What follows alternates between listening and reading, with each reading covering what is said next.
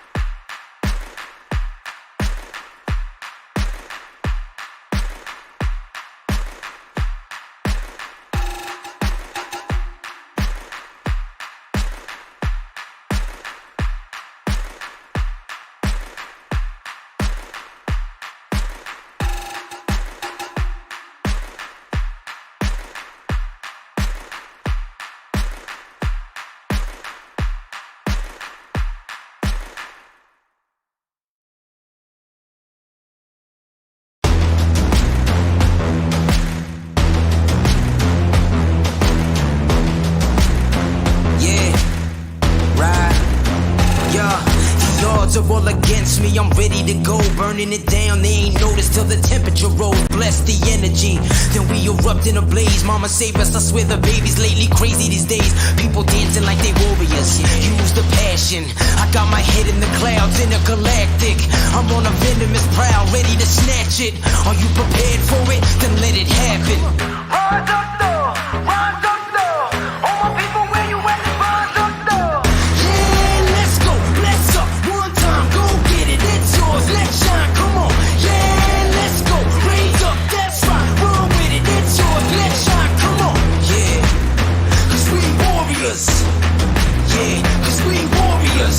Yeah, let's go, bless up, one time, go get it, it's yours, let's shine, come on. Yeah. There's nothing to say, oh God, nothing to say. I ain't have words, I erupted in thunder and rain. If your man's strong, then why call me running away? It's just a game, but nobody coming to play. Alright, I got this, watch out, I got this, boy. Raise up, max out, then blast the noise. A perpetual dream shattered by exceptional deeds. Forget what you think, live for you, resting in peace. Bless. Rise up though, rise up though. All my people, where you at? Rise up though. Let's go. Yeah, let's go. Bless up. One time, go get it. It's yours. Let's shine. Come on. Yeah, let's go. Raise up. That's right. Roll with it. It's yours. Let's shine. Come on. Yeah. Cause we warriors. Yeah. Cause we warriors. Yeah, let's go. Bless up. One time, go get it. It's yours. Let's shine. Come on. These days, we push forward. We stand strong. We stand tall. All together now. Yeah. Cause we warriors, yeah. Cause we warriors. With each day we wake up, we get stronger and stronger. It's our time now, yeah. Cause we warriors. Cause we warriors. Yeah, let's go, let's up. One time, go get it. It's yours, let's shine, come on. Yeah, let's go, raise up, that's right. Roll with it, it's yours, let's shine, come on. Yeah, cause we warriors. Yeah, cause we warriors. Yeah, let's go, let's up. One time, go get it, it's yours, let's shine, come on. Cause we warriors. I got you. Yeah, we warriors. Cause we warriors.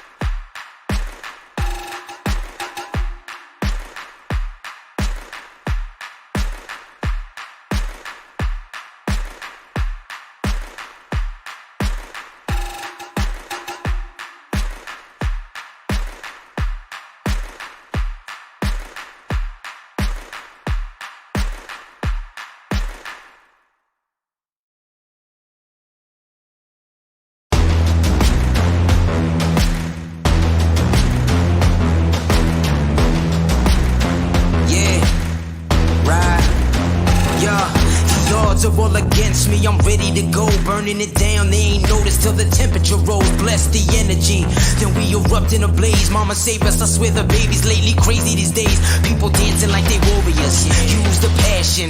I got my head in the clouds, intergalactic. I'm on a venomous prowl, ready to snatch it. Are you prepared for it? Then let it happen. Rise up though, rise up though. All my people, where you at? Rise up though. Yeah, let's go, let's up. One time, go get it, it's yours, let's shine, come on. Yeah, let's go, raise up, that's right. Run with it, it's yours, let's shine, come on. Yeah, cause we warriors. Yeah, cause we warriors. Yeah, let's go, let's up. One time, go get it, it's yours, let's shine, come on. Yeah, there's nothing to say, oh God, nothing to say. I ain't have words, I erupted in thunder and rain. If your man's strong, then why call me running away? It's just a game, but nobody coming to play. Alright, I got this, watch out, I got this, boy. Raise up, max out, then blast the noise. A perpetual dream shattered by exceptional thieves. Forget what you think, live for you, resting in peace. Bless. Rise up though, rise up though. All my people, where you at? Rise up though. Let's go. Yeah, let's go. Let's up. One time, go get it. It's yours. Let's shine. Come on. Yeah, let's go. Raise up. That's right. Run with it. It's yours. Let's shine. Come on. Yeah, cause we warriors. Yeah, cause we warriors. Yeah, let's go. Let's up. One time, go get it. It's yours. Let's shine. Come on. In these days, we push forth. We stand strong. We stand tall.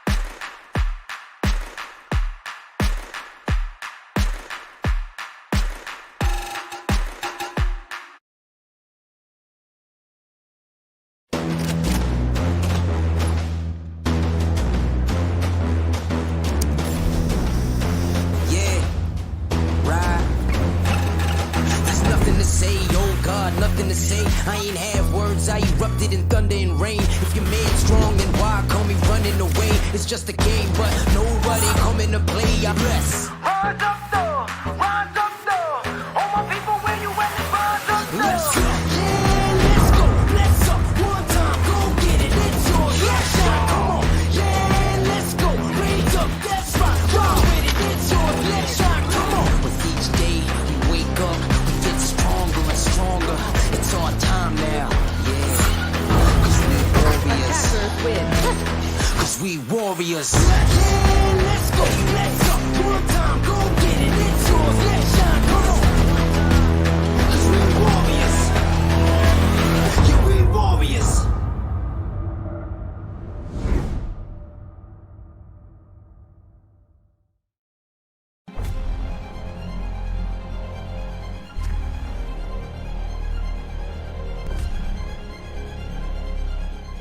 Every young gamer wants to become an esports professional. We make it happen. You just keep on winning.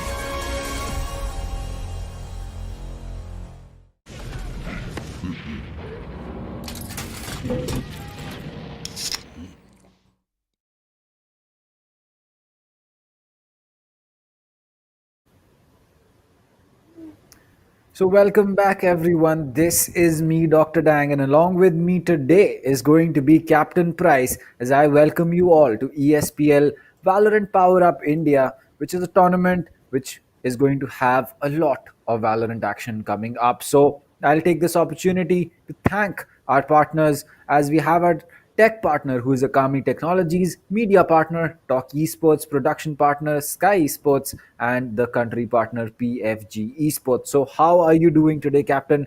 And what's on your mind? Well, based on the matches that we have seen yesterday, I believe we are going to have much more intensity today because the teams that are going to be playing in front of us, that's going to be insane. Well, we are not going to reveal the teams as of now. We're going to move on to it a little bit later. But yes, one thing that I can expect yet again today is that intense level of competition from each of the players and the teams as a whole.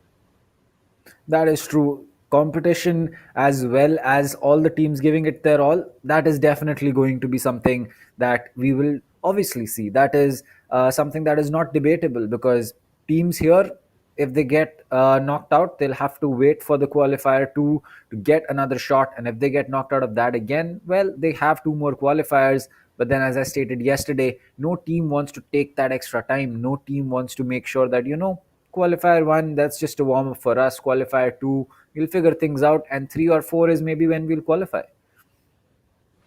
Well, yes, and qualifiers remind me of one more thing that the registrations for the tournament are still open. So if you do want to play this tournament with your roster, you can just turn into ESPL.gg. Just type it down, Google it, you will get it there. Create your team, register, and you will be there. The registrations are closing on 12th of January. So even if you haven't stepped up and done it, just do it right now because this is including a huge prize pool. So kind of why don't you enlighten the people of how much prize pool are we talking about? Well, as you guys may have known or may not know, that this is one of the biggest prize pools that we have for the South Asian region. 7.5 lakhs is going to be the prize pool, and that is not a small amount. And not to mention, it's an open tournament. So anyone, you may be any rank, you may be of any caliber, you may have any experience in comp, you can always register yourself up. Whether you have a team with you or you do not, you can make a team out of randoms as well. So there's an option for everyone out there. Well, definitely. And from what we are witnessing, since the few past months, that Valorant has taken up a lot of the Indian gaming community audience. And every day we see there are different people coming up in front of us. We are seeing dominating teams such as Team Mahi. We are seeing Global Esports. We are seeing Noble Esports. There are teams like XTZ as well who come up every day, perform to the best of their abilities. But in the end, it just comes down to one team who dominate every tournament. So we're not going to move into the details of any such discussions. What I'd like to see today, as I said, there should be competition, there should be an intense meta, no matter what the map is. And talking about maps, we have 4 maps into play. Okay, let's just leave the map part behind now. as I was saying, we have the teams that are going to be playing in front of us today. Today's qualifier, qualifier number one, it's going to be Global Esports versus WS Esports. And I might just remind you, Global Esports, it's a very, very fierce team. And if they get the hang of it, they are going to completely dominate WS Esports if they are given a single chance. What do you think, Kanav? That is true. I think that Global, they are definitely a team who is going to be one of the favorites to qualify into the group stages, one of the favorites to, in fact, even win the competition. There'll be a lot of players, a lot of fans for them in chat. But for WS, or better known as White Shadow Esports, this is going to be a big task. This is going to be something where they will definitely have to step up. They will have to show what they're worth, because even if they cannot win against Global today, if they do put up a tough competition, it's going to go a long way in getting them fans, not to mention boost their morale for the next qualifiers that they'll be looking to register for. And as we speak about that, the map veto is right in front of us. So Haven's going to be the first map selected by Global. No surprise over there. Ascent going to be chosen by WS, and if we go to a third map, it's going to be Bind. And honestly speaking, it's going to be a great one. Icebox and Split have been banned. So, yeah. Well, talking about Haven, we all know that Haven is a very difficult map to play on the defender side, since it has three sites that you can actually capture and plant the spike. Well, it is an attacking map, but since the past few days, I have noticed that the teams, they have changed the way of thinking of the casters and the audience as well. That Haven being an just it's an attacking map. We all know that it's an attacking map, but still, somehow in the end, the defensive side, they just play off better, and they just come up in a big time score line. But yes, since Haven is the first game, we are going to expect a little bit of aggression coming up from Global Esports, since they are the one who have chosen the map, and they have been given the defender side. But yes, we know that these teams, they really like to take the bat in their hands and just strike it off. So I expect both the teams, they are going to be a little bit dominant in first, testing out what the other team is capable of, and then maybe play out on the strategies that they have already planned for. That is true. I think one thing that will be really exciting to see is how White Shadow will start off on attack, because Haven, as you said, is going to be an attacker favored map. And Mhm. for Global starting on defense, it's going to be a big thing, because Global will now have to be the initiators. They'll have to be the team that picks up the pace at the start of the game, maintains it, and then if the split comes in and they have a big enough difference, they might just be able to take the win on Haven. And not to mention, it's going to be their map. So if they do lose their map, it's going to go a long way in playing with the morale that the team has. So it's going to be really important for them to have a good start on defense on Haven, especially. And for White Shadow, I'd just say that you have the advantage in the start of the game. I mean, do not throw it away. It's going to be a small advantage, because you will eventually have to finish the game off on defense, but you have an advantage nonetheless. Well, we all know that Team Global, they have played multiple tournaments, so their game style, it has been displayed on various places. But they need to come up big time with some new strategies, because there may be teams, there may be White Shadow even, who have done a homework based on how they perform, which player they need to take down first in order to get that side captured, and which player plays in what manner. Maybe there's just some flanks coming around, checking everything out, and maybe putting up a fight that Global Esports actually can remember. But yes, like I said, I do not want to see a complete domination like yesterday. Yesterday, we saw both the qualifiers, it was a 2-0 victory every time. And today, if this is again happening, I'd say that one of the teams that play in every match, they have a power of striking fear into the hearts of the enemies, and that's how they win the second game as well. Because when you lose the first game, there's a certain mentality. Yeah, we might just get kicked off the tournament, we might just not be able to qualify. But yes, since ESPL is giving you another chance, you might just come back again, register, and play yet again, try to get qualified in the second chance. I believe this is the first tournament that is actually providing you this opportunity, that you can re-register and play it. Am I right, Kanav? That is true. I think this is one of the first big Valorant tournaments where you do have the option of coming back in. And, just speaking about the games that we saw yesterday, yes, both of the games were a quick 2-0. I agree that Godlike and ESM game, that was a quick 2-0. Nothing much to say about that game. ESM, they were just not ready for the team that Godlike is. But if we talk about Aya versus Reckoning, it was a 2-0, but then it was a 13-11 and it was a 13-10. So I wouldn't really call it um, a, a clean sweep, But at the same Mm-hmm. time, I would say that yes, IS came really close to getting that win. And I would just hope that the next time that they come into this competition, they're just that much more prepared. Because if they are, we saw that against a team like Reckoning, which has been playing for a long time together, by the way. Not to mention that they are a team that has played together, not just Valorant, but they've played Counter Strike as well. So they know how to play with each other. They know how to play against good teams. So that is the difference that I think Reckoning had yesterday. But coming back to the game, as we have the lineups as well as the agent selection coming up. So, whereby God, Gorbits, Pushy, Dino, and Jojo are going to be on the side of White Shadow Esports, while a pretty familiar lineup coming in from the side of Global Hell Ranger, Skills, Lightning Fast, Kirosi, and Kappa. What can we say about that team? Well, the most impressive thing that I would really like to watch is Rossi with that operator. We know how powerful, he is with that operator and that jet, especially with the dash combined on that, jet. It is completely a blowback onto the enemy side. But yes, we can see Gorbits, who's going to play the jet on the defend attacker side. So there might be style chances, but this is a different meta that I'm seeing. The agent selection. Jojo is actually Choose going for your a breach, agent. and breach is something like it's actually playable in a much closed map such as Split, maybe even in Ascent. But playing it on Haven on such a big map, it's really shocking to me that there is actually a breach coming out from the team attackers. I mean, for Breach, I'd say that I'm not really surprised for a Breach pick, honestly speaking, because we have Mhm. seen that over the course of how the meta has changed. I mean, we used to see a lot of Brim. If a Oh team did yeah, not yeah. pick Brim, we would say that that team's throwing. But then over time, we've basically not seen Brim at all.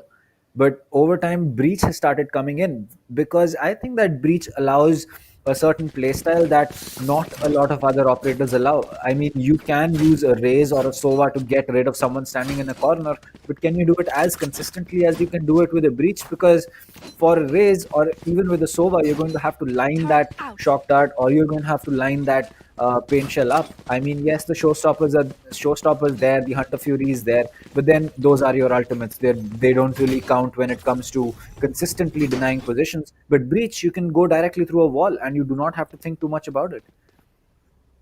Well, that is very true. And there are, very specific agents whose ultimate abilities are actually offensive than defensive. And we all know that when it comes to offensive abilities, I believe the Jet, then we have the Raze, and there, we can also count a little bit of the Phoenix also, since it has a double life. It's called Run It Back, definitely. So you go once, you come back to your, it's called maybe the respawning point. You come back there and you can go back again into the fight. But talking about all the rest of the agents, Breach's ultimate is basically concussing and throwing up into the air. And it also has three flashes. I might just remind you, those three flashes are pretty annoying when it comes to, someone who's getting fed up of it. But yes, now we all know that the Breach is going to play in this map, which is Haven, and I'm really exciting to see what's it going to be, what package is going to come out from the defender side. But yes, Oh, immediately you see Rosie getting taken down by Pushy, and that will be a now opening coming out from the attackers. So the attackers, they have already said that no, we are not one team who are going to go down easy. Pushy trying to get another flank. You see that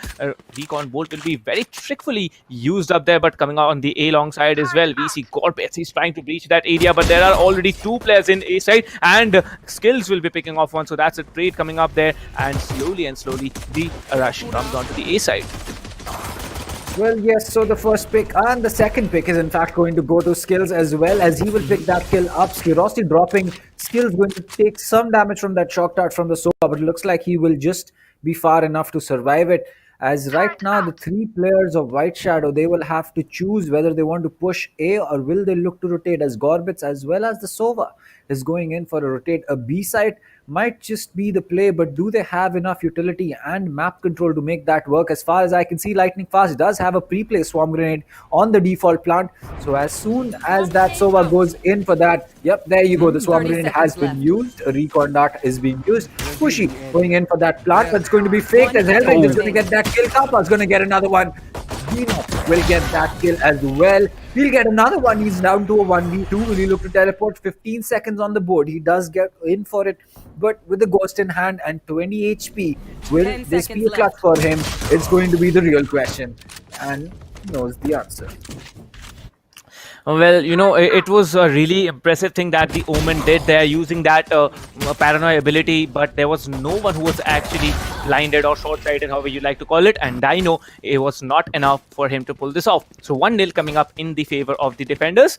And surprisingly, like I said, the teams actually decide what kind of a map it is, whether it's an attack-oriented or a defense-oriented map. And right now, I can see that defenders are leading by 1 point. So let's just hold it up for Team Global Esports. But yes, White Shadow, they have also shown us that they can go for the first pick. I think a little bit more coordination between this team, a little bit more information. It's all about that information. And you see there is an A rush coming through. That's a beautiful breach, aftershock coming through, trying to get down one player, gets one, trace another one. That's Global Esports going for a double kill there.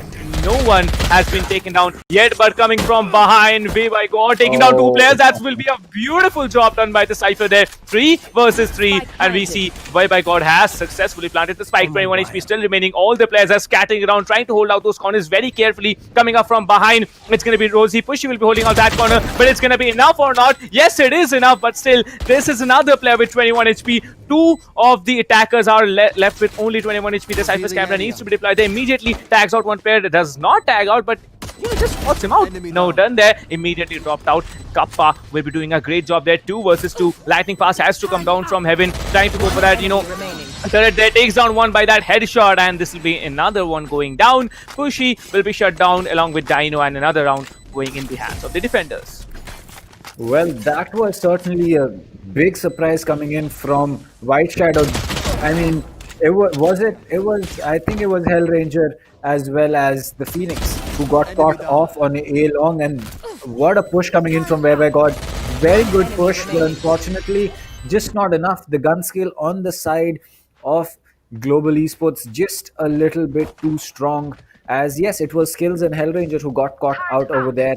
And I mean, White Shadow, as far as what I can see from their gameplay right now, it looks like they will be a team that we will definitely have to be on the tiptoes about, because they are not looking they're not looking like a team that's wanting to give up. Well, I think, they successfully planted the spike. They had a beautiful opening and entry as well onto the A side, even though their 2 players were immediately taken down. So what I believe now, that yes, White Shadow, they can do it. They have the potential. They have that, skills indulged in them. But when it comes to the entire game sense, it has to be a total collection of all the 5 players. We can see an eco round coming out from White Shadow as well. We see Frenzies and Sheriffs getting bought. There's only one player, that's Dino with that shield. We know that Omen abilities are the only agent actually which can buy a shield if you have all your abilities bought as well. But yes, we see a complete buy coming out from Team Global Esports. It's not going to be a complete buy. We see 2 Phantoms, 1 Stinger, 1 Ghost, and there's going to be an Spectre definitely with Rosie. So let's see what this round has for us. Now, this is the most important round of the game. This is the 3rd round. Usually, all the teams actually go for a heavy buy when it comes to the 3rd round. But a little bit different here. White Shadow, they might have some different strategies. So what we are waiting for is now the round to start and what they can do on the eco round. What do you think, will the eco round actually be sufficient for Team White Shadow to outdo Team Global Esports and just take one more round in their back? Like, not one more, the first round in their back. I honestly, I don't know, because as far as what we have seen right now, it just looks like some players from Global, they have just not showed up yet now. So, I mean, Skirosi, we usually see a lot of kills coming and starting off with this man. Looks like it's going to be Hellranger who will be starting it off on Dino, as 2 players are looking to push B. But again, Skirosi, he's not really, picked up the pace that he is known to do. So I think that over time, if these players do pick it up, Global will have a much easier time. But at the same time, you can't really call out anything, because there you go, Skirosi picks up 1, but then it just seems like a B push, as he's going to be pushing long. He'll get the spike carrier. That's going to be an important kill, as Hellranger will come in from the back with a kill onto Gorbits. And there you go, Kappa's going to finish things off as Jojo falls. So White Shadow, they're finally going to get their buy round, I believe.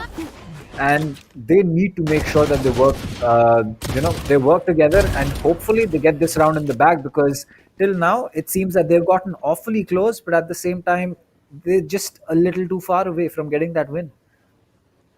Well, that's very true, and it's 3-0 coming up on Haven, which is often told as an attack-oriented map. Never judging anyone by the gameplay. We can see Kappa actually picking up a stinger now, and the all other players are gonna have Phantoms and Vandals in their hand. Now White Shadow with a full buy coming up in this round. Corbet's being very aggressive with the Sova there. There's gonna be 2 players in A long. They need to catch them off very, very quickly. The flash will be coming through there, taking down one Hell Ranger, doing a beautiful job, taking down another one. That's pretty gonna be a 3k, a quick 3k, maybe dink the other one as well. Hell Ranger gets taken out from behind. Way by God, every time this player is being dominating the A side, he's gonna be just allowed to walk up from sewers and take down 2 players immediately. You can see the spike has been retaken by the attackers. Now Lightning Fast just waiting up on A link. He needs to be careful because there's no one gonna be watching his back. Now B side, there's the turret watching his back. Actually, he has done a good job placing the turret high up there. We usually see the Killjoy playing on A side, Garage or C, but this is a little bit different. The Killjoy playing on B side, holding off not one but just 2 flanks, which is going to be enough, I believe,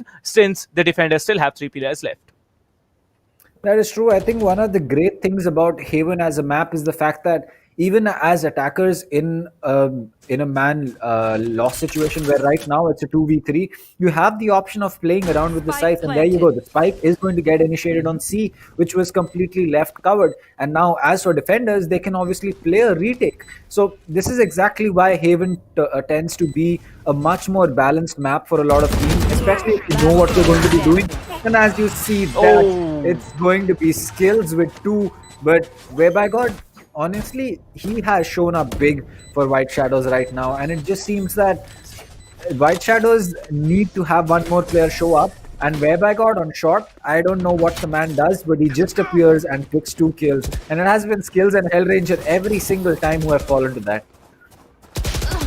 Well, and I believe Team Global Esports, they also need to work on how they're going to watch their backs, because you saw there were 2 rounds specifically when this seam angle was not covered and there was someone just walking up behind. That was a decent job there, but we are now at a 4-0. This is yet to be, and there's yet to be one round that actually goes in the hands of White Shadow. We see that White Shadow, way by God, he's carrying the spike. He's doing the heavy lifting for his team. He has 5 frags compared to, Jojo and the, okay, there's actually this is new now. We usually see a 2 duelist play coming out from each of the teams, and there's White Shadow just playing with a jet, so there's only 1 duelist in this team. Now this is really surprising. Now Rosie coming up with a 2k, a quick 2k, if I might add. Pushy and Dino both have been taken out. Way by God needs to watch the back there. Rosie will be coming up in a duel, takes down another one, a 3k, a quick 3k coming up for her, and now we see Hell Ranger will be coming up. Rosie takes down another one. Last player standing. Is this gonna be an ace? Hell Ranger versus Rosie. No, Rosie gets taken down, and Lightning Fast with that shutdown on Gorbits. And we see it that the round has yet again been given to Global Esports, and Rosie, this round deserves to you, man. This round just goes and walks up to his feet, I believe. Well, that is true. Rossi has suddenly showed up 6-3. I believe he was going 0-2, and then suddenly he's just shown up.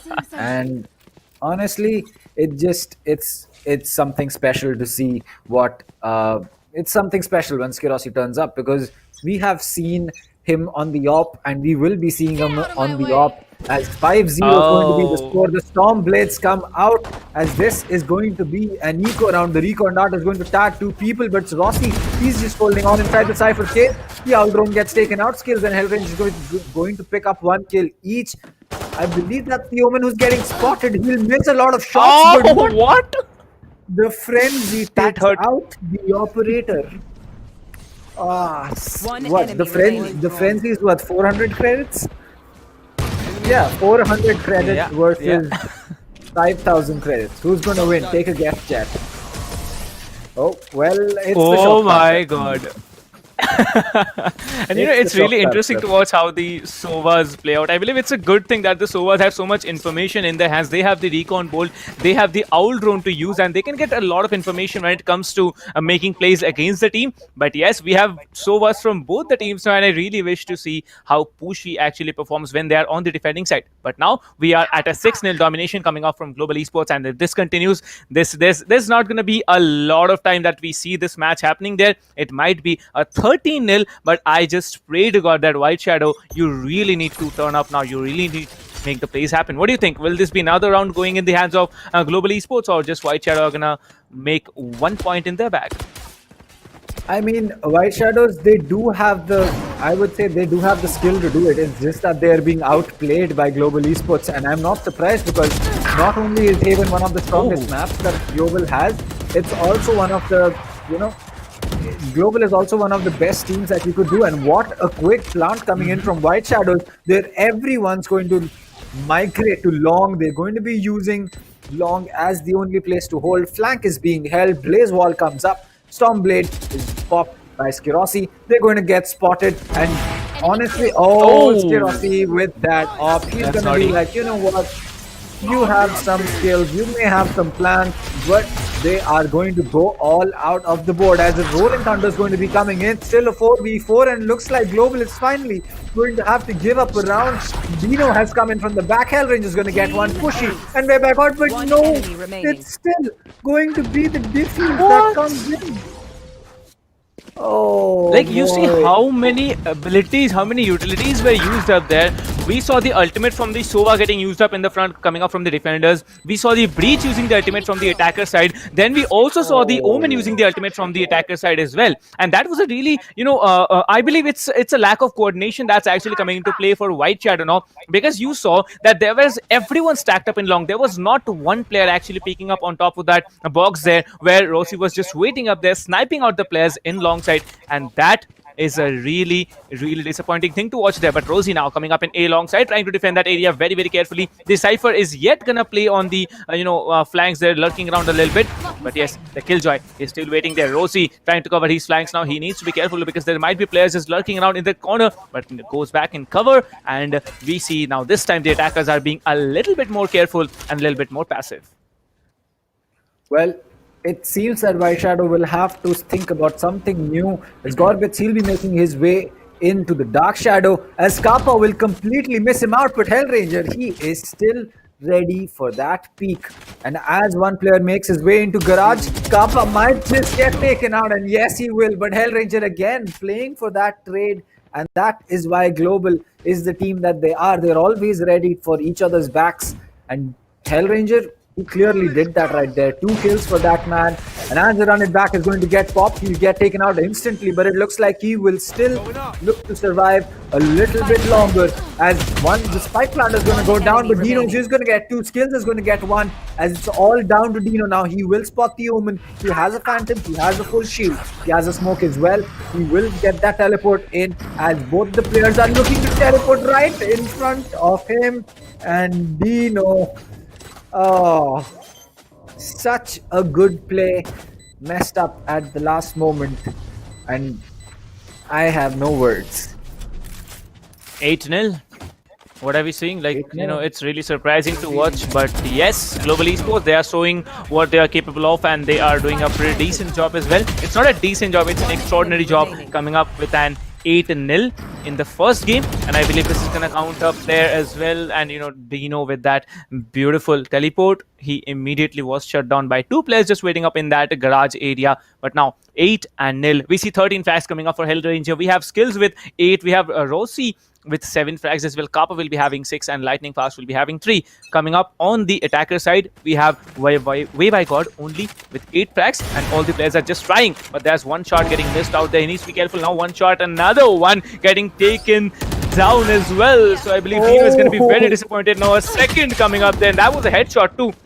Again, no one's watching that flank ever on A. Like, this is completely, not expected from Global Esports. Now, there's always one player coming out from the flanks and taking down the player who's engaging. Lightning Fast coming down with 2 players again. And there's going to be Gorbits who's going to get shut down. And we have Global Esports with a 9-0 domination in Haven.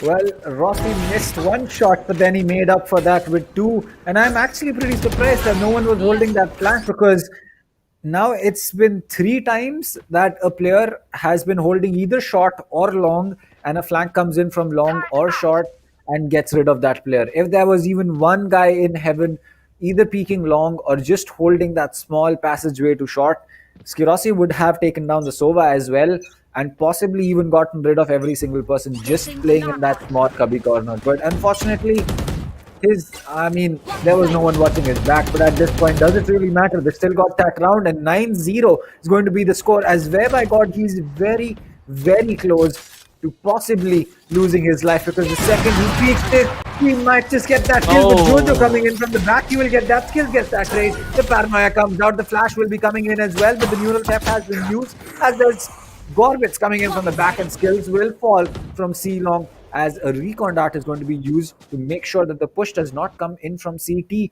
as a Dark Shadow will be dropped for better measure as well. Gorbits, no!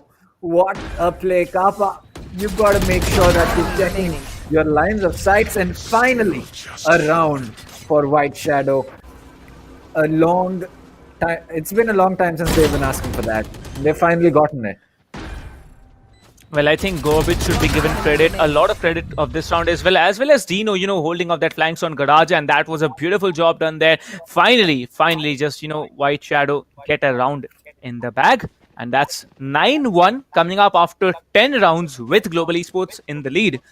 What we are waiting now is to watch how this team actually plays out, because now we have seen that Global Esports, they have taken a blow. Now White Shadow, they have the upper hand. They have actually understood how this team is functioning, but that's really catastrophic coming out from Gorbits there. He managed to peek off on a certain angle which he cannot fire from, and as you see, Scrossy, no mistake done there, but the breach will be flashing up yet again. The breach needs to be taken down, but that is a beautiful trade coming up here. Kappa with taking down Pushy as well. There's going to be 2 players remaining from the attacker side. That's going to be Jojo and his companion Omen. That's going to be Dino. So Dino and Jojo, these 2 players, they need to play out a really smart game here. We see the spike has been dropped in front of the B window there.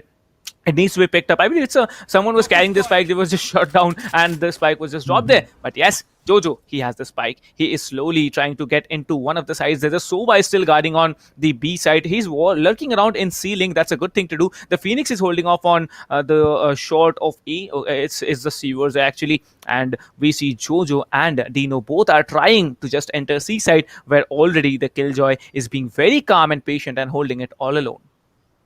Well, that is true. There is a swarm grenade as well as a turret. So it's going to be a difficult push onto C with 30 seconds on the board. It does not seem like they will have the manpower to do that, because they'll have to deal with the grenade as well as a turret, and not to mention Lightning Fast, who is not going to be someone that you want to take a head-on gunfight with. But as the smoke comes in, the turret goes off, the swarm grenade comes in, Jojo will get taken out. It's going to be the next push, but no, the swarm grenade is going to be in the hands of Lightning Fast, and finally he will connect just about enough to get that kill.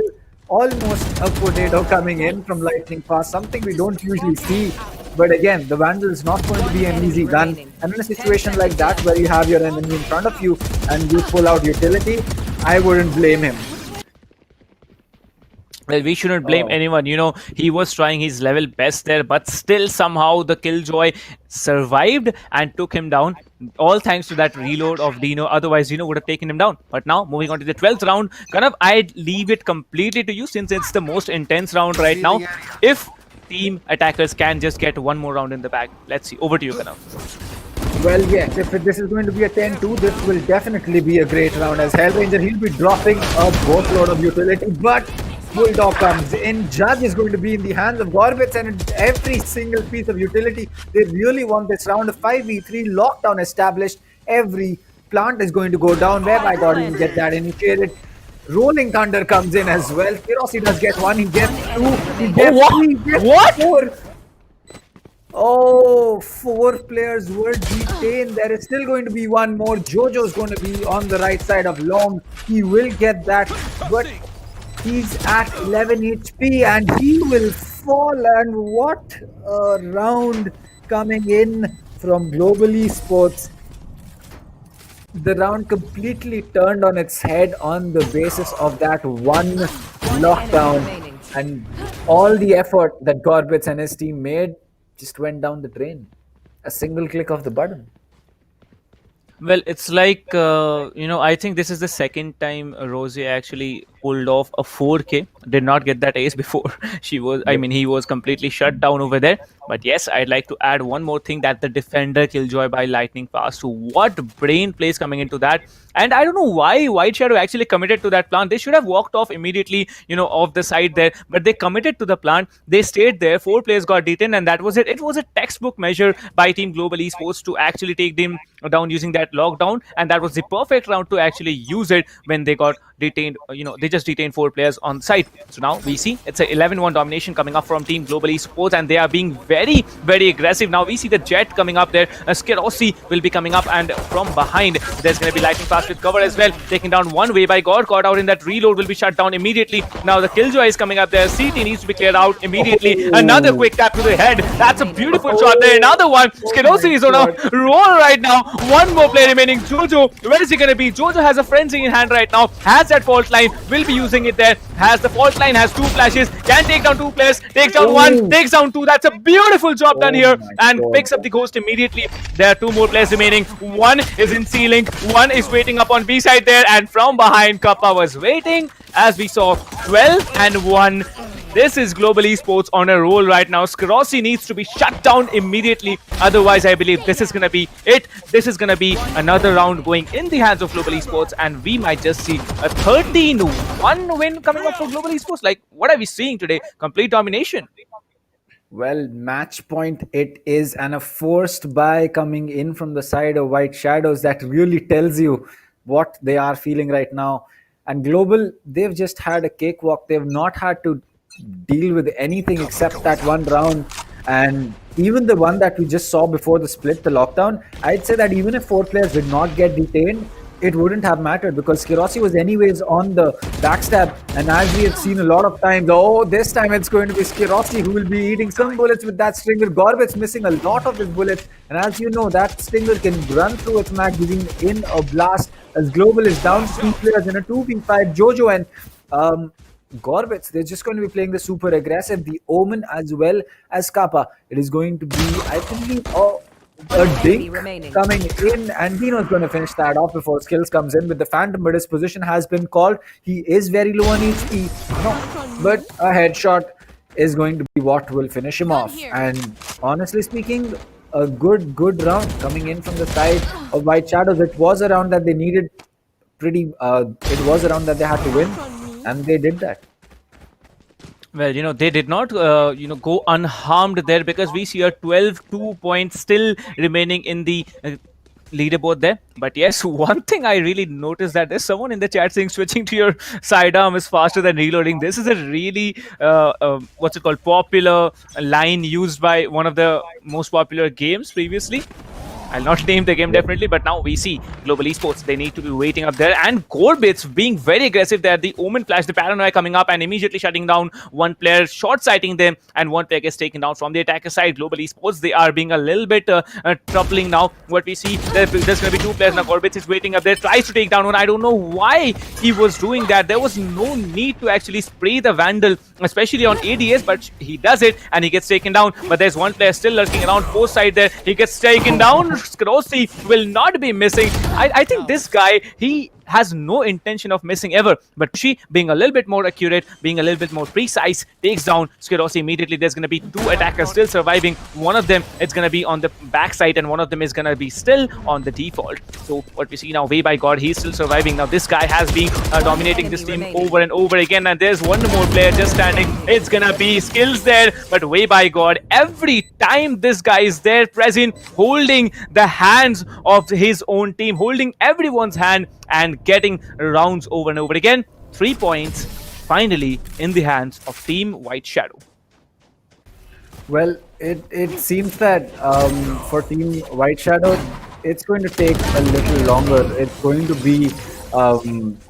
going to take some time for them to really get into the groove, but it seems that they've already started to do that, and slowly and steadily they have picked up some rounds. But then it begs the question that, can they do it for the next 9 rounds in a row against a team like Global Esports? Because Global needs 1 round, and it's if they can string 11-1 on a split, on defense on Haven, I think that one round's not really going to be the problem that they'll be looking for. But nonetheless, White Shadow, they finally picked up some rounds. They are making it look like a fight as at least something. But there you go. The concussion comes in. Lightning Fast will get caught. He will be tagged to very, very low HP. The Shock Dart comes in. Swarm Grenade comes in. Gorbits will have to fall back.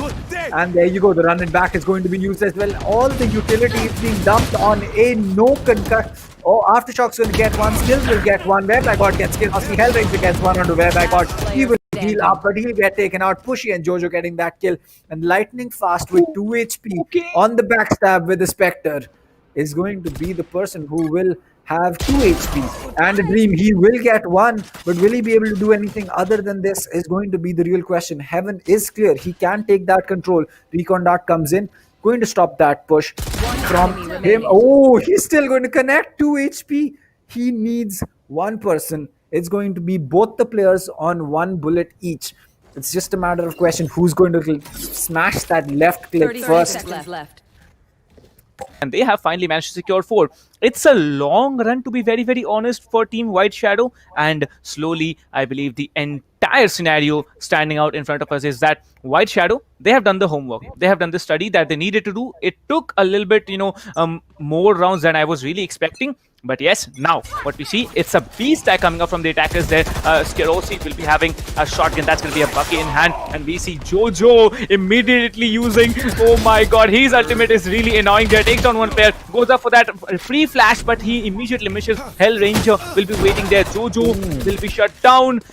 Hellranger will be shut down. Gorbits will be shut down. 3 versus 3, and Skerosi is being very naughty with that Bucky there. I don't know why she's doing this. She really wants to, it's he, but I'm just referring she because of the character that he's being there. Misses the shot, and oh my god, he is not gonna miss. He take down another player. And the Omen actually pops off his ultimate, but where is he gone? That's going to be a little bit interesting. He is on A side already. We see the Cypher. That's going to be way by god. He's already rotating onto the side there. Kappa manages to secure that position. We see that smoke's getting deployed by our dear Omen. Now, Omen, he did a very, very good job holding off that angle. But now there's 2 players there. They are going to walk into this blinded smoke there. Now, we know it's going to be a little bit difficult for Skills to hold this area. But if it is, and yes, it is, it's going to be difficult. Pushy will be touching him down as well. Kappa is the solo player remaining. And the Hunter's Fury ability getting popped up there. No one tagged there. And we see there's already 1 player rushing up from behind. Now, Dino, he does not let him get away with it. Dino shuts him down. It's gonna be another round in the hands of Team White Shadow. Are we gonna see a comeback? Like, I am really expecting now that we might be able to see a comeback, and this will be the biggest comeback that I have witnessed in my entire Valorant casting career. What do you think, Kanav? I mean, if this comeback really happens from an 11-1, I don't know about you, but I would lose some hope or lose some, respect for Global. But I mean, 11-1, you need 1 round, Global. Just finish it off. Why do you want to play around with it? Play around with your prey until it bites you back. I mean, this is something that we saw with Orange Rock as well. They tried to do this against Noble back in the day when the team of XTZ was known as Noble. But, the lockdown is going to get destroyed with Hunter's Fury. Oh, what a play coming in from White Shadows. This is actually smart. A player is going to get dinked, that is Kirosi, but Dino will fall. 10 HP on the man. That is going to be something that they will have to deal with, but they've gotten the opening pick this time. Will they finish it off is going to be the real question. And they need to do it right now. Well, we see there are 3 players actually rushing in on site A, and the plant might just be getting able to pull off there. The defenders, they are falling short this time. There's 1 player with low HP, as you said. The Lightning Fast, he's going to be waiting up in sewers. He needs to be careful. Skerosi, he's going to be waiting for that perfect flank and that backstab. He can really backstab the defenders there. Skerosi being very annoying, but his position was already revealed there since he was waiting there for a long time. Pushy will be shutting him down. It's a 4 versus 4 now. We see core bits with that operator taking down skills. A very, very valuable asset coming up for Team Global Esports. Way by God will be shut down. There's only one player remaining. It's going to be Lightning Fast. They need to block him. They need to stop him. The defuse is going to be coming through. But yes, it's going to be pushy yet again to get another round in the hands of Team Defenders and White Shadow. Am I seeing this? Is this really happening? White Shadow, if you are going to watch the stream later on, just, leave it somewhere in the comments that yes, you were actually studying the game of Team Global Esports, and you have done a pretty good job coming up onto the defender side and pulling off straight 5 rounds without any losses. That's a decent job. Hats off to you guys. But yes, it's still a long way to go. If I talk about White Shadow, this is 6 points still to be caught up on, and if they can, it's gonna be one comeback in the history of Valorant in India. I mean, Global, why? You are easily one of the best teams in the country. Why are you playing around like this? I get it. It's 12-6. Forget about it. Just wipe the slate clean and get this win and finish it. Why do you want to, take it so far away? Why do you want to make sure that there is even a small chance for White Shadow to come back from, even if like they do not finish it off right now? Why do you need to make sure that they're even getting close to it? 12-1, 12-2, 12-6. Just finish it. So the spike has been planted. 5v5, all control on A for Global Esports. White Shadows, they're going to have to make these plays. The recon dart comes in. Cypher's going to be in heaven, but yeah, Fault Line comes in for under heaven as Way by God will get one. Skirosi gets the trade onto his teammate, and that is going to be Skills getting another one. Skirosi getting another one. Jojo's going to get rid of Skirosi. It's all down to Dino as he will finally get taken out, as Global maybe have heard. Finally, they've heard what I was trying to say. And there you go. It finally finishes. They finally finished the round and the game. 12-6 Global. What a game.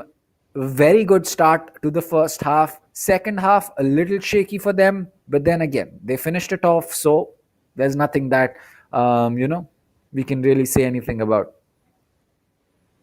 That is very true. And at the end of the first game, I'd say that this has been quite a match. We all were not expecting like this kind of an outcome, this wide leap of, I don't know how to actually tell it to you guys, but yes, Global Esports, they did a damn interesting job when they were in defense, but when they came in the attacker side, I believe the defenders did a far better job getting 6 rounds in the bag. But yes, there is a complete domination coming out from Team Global Esports, not in the second half, but in the first half was in their favor. Well, yes, I can see in the chat there's going to be Lord Bathura present. Yeah, so this is a legend. Like, this guy is a legend. Yeah, thank you so much for joining this stream, Lord Bathura. And whoever is there watching the English stream, all really thanks to you. There's also the Hindi stream going on 6 different channels, so you can just watch it there in either of the languages you want.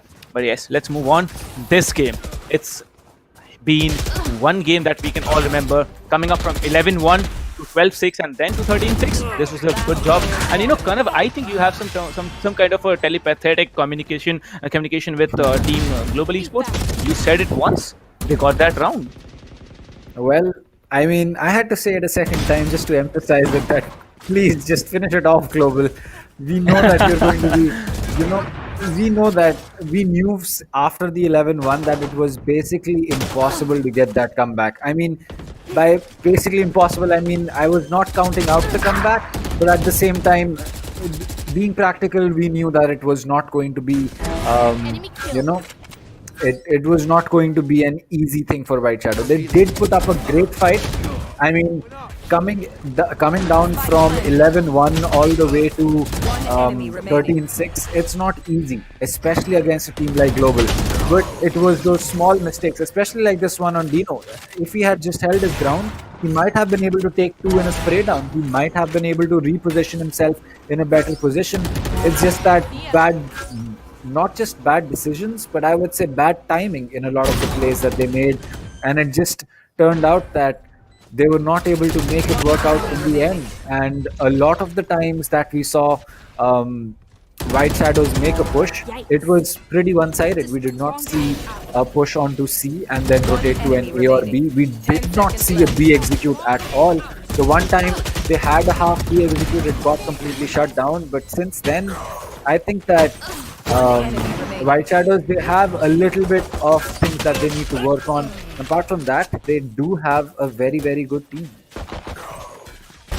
Well, I think White Shadow, they have got a chance to study global esports, who are a pretty dominating team if we talk about Indian Valorant. And in the next game, which is going to be Ascent, I believe that's one map we have seen every team playing for the most of the time, because that is the one map, you get matched up every time if you're not getting maps in, any other maps. But yes, let's just wait it out. Till then, what I can see is Ascent is going to be on the attacker's side. And if this performance continues from both the teams, I believe this game might be a little bit more neck and neck than the Haven one, because Haven, I believe, Team Global Esports, they have done a decent job holding off on their own. But I think there were pretty few mistakes done by Global as well. Not watching the flanks every time. Way by God was being allowed to get into the site there, catching off players off guard, and that was a really, really not interesting thing to watch. But yes, that's just gameplay. That's the skills of Way by God. He can ditch everyone and enter side and take down players from the behind. But now we are going to move into the next game in a short span of time. So kind of what we saw in this game, it was that Team White Shadow, they have a chance, they have the potential to actually walk in and just maybe take down Global Esports. But yes, Global Esports, based on all that experience, they have won this match in a 13-6 victory. And we see Scrossia and Hellranger will be sitting on top of that leaderboards there with 20 and 17 frags respectively. Gorbits will be coming up with 13 frags, 15 coming up for Skills. Jojo will be having 14, Way by God having 15, Lightning Fast will be having 15, Dino will be having 10, Pushi 11, and Kappa will be having 9. So we see, in spite of everything, it starts with Global Esports and ends with Global Esports as well if we talk about the leaderboards. But yes, everyone played their part, but the coordination was in the hands of Global Esports and they did a good job with it. So kind of what are you expecting from the next game, which is going to be Ascent? Well, so Haven was Global's pick, so I'm not surprised that it was this one-sided. But at the same time, Ascent's going to be the pick of White Shadow. So I don't know how it's going to go, because though White Shadow has picked Ascent, it's going to be a map that Global is also very good on. I mean, the only time that I've seen Global struggle on Ascent has been when they went up against Velocity Gaming, now known as Team Mahi. So I don't know how it's going to play out. I I hope that it's going to be a much more closer game compared to what we just saw in Haven. And yeah, I mean, I just hope that it works. I don't know. Well, we really want to see, actually I really, it's not we, I think many of the audience and even a little bit of you, I believe, Kanav, that we want to see a game which is actually won by White Shadow, because White Shadow, they are a team, they are that have the potential, they have shown it in 6 rounds, so they might be able to show it in Ascent as well. If they want, they are going to win that match, and we can also maybe see a third game today. But it all comes down to one question: will they be going to be, are they going to be able to win that second game? Because it is the do or die situation for Team White Shadow. But Global Esports, since they have that confidence already racked up in them, they have also seen, like, it's not one side, it's either study when it comes to the team versus team. It's both sided. Global Esports, they have also studied how this team functions. They know that if Cypher is taken down, they know if another player is watching the flanks, there's going to be no one who can possibly enter site. But if we talk about Team White Shadow, they have also understood how it's going to play out. But yes, both the team doing their homeworks now and also joining the lobbies, trying and preparing for the next game. We are going to be waiting for next 5 to 6 minutes, and based on what we have seen in this game, I would say that there's still a little bit chance remaining for White Shadow to actually win the second game. Only if they do not make mistakes like getting 4 players stuck in that Killjoy ultimate. Like, that was really very embarrassing to watch. 4 players stuck in the Killjoy ultimate, that too in a tournament. Like, seriously guys, what are you doing? I mean, I think that it was, especially that situation, I think that it was a smart move by Global. They did not put the lockdown down um, because they wanted to get players detained. I feel that it was more off because there was a push coming in from A Mhm. long and A short, which was Kirossi coming in from T spawn. So I think it was more to shove everyone into either A short or A long and then have a retake planned that way due to the lockdown. But then I think that what really happened was that White Shadow really mistimed their plant, and by the time they were able to vacate themselves to long or to A shot, they got caught in the lockdown, and which is why there were four. So, irrespective of the four players getting caught in the lockdown, we might have seen one or two if the situation went as Global would have planned. But I mean, they got four in a lockdown, so they're not going to think twice about it. It was a good play by Global Esports. It was just that White Shadow just had very bad timing, and which is why we saw Skirossi just go right click, right click, right click, right click, and then not spot Jojo at all.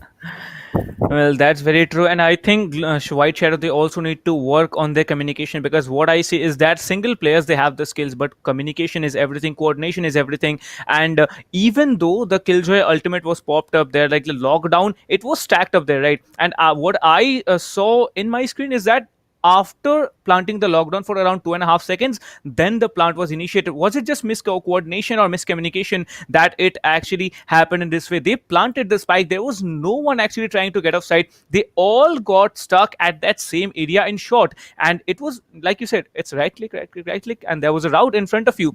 And these mistakes needs to be really, got in the hands and grasped on, and maybe not done yet again. But yes, the next game is going to be Ascent. We have a mid in this map which needs to be watched very, very carefully. I believe there's going to be the Jet from the attacker side holding up top mid, and there's going to be the Jet from the defender side holding off market, crossing both the angles on top mid as well as on the B side. But yes, if there's a Killjoy, I'm expecting B side defense, because Killjoy and B side, they are like a match made in heaven. What do you think? That is true.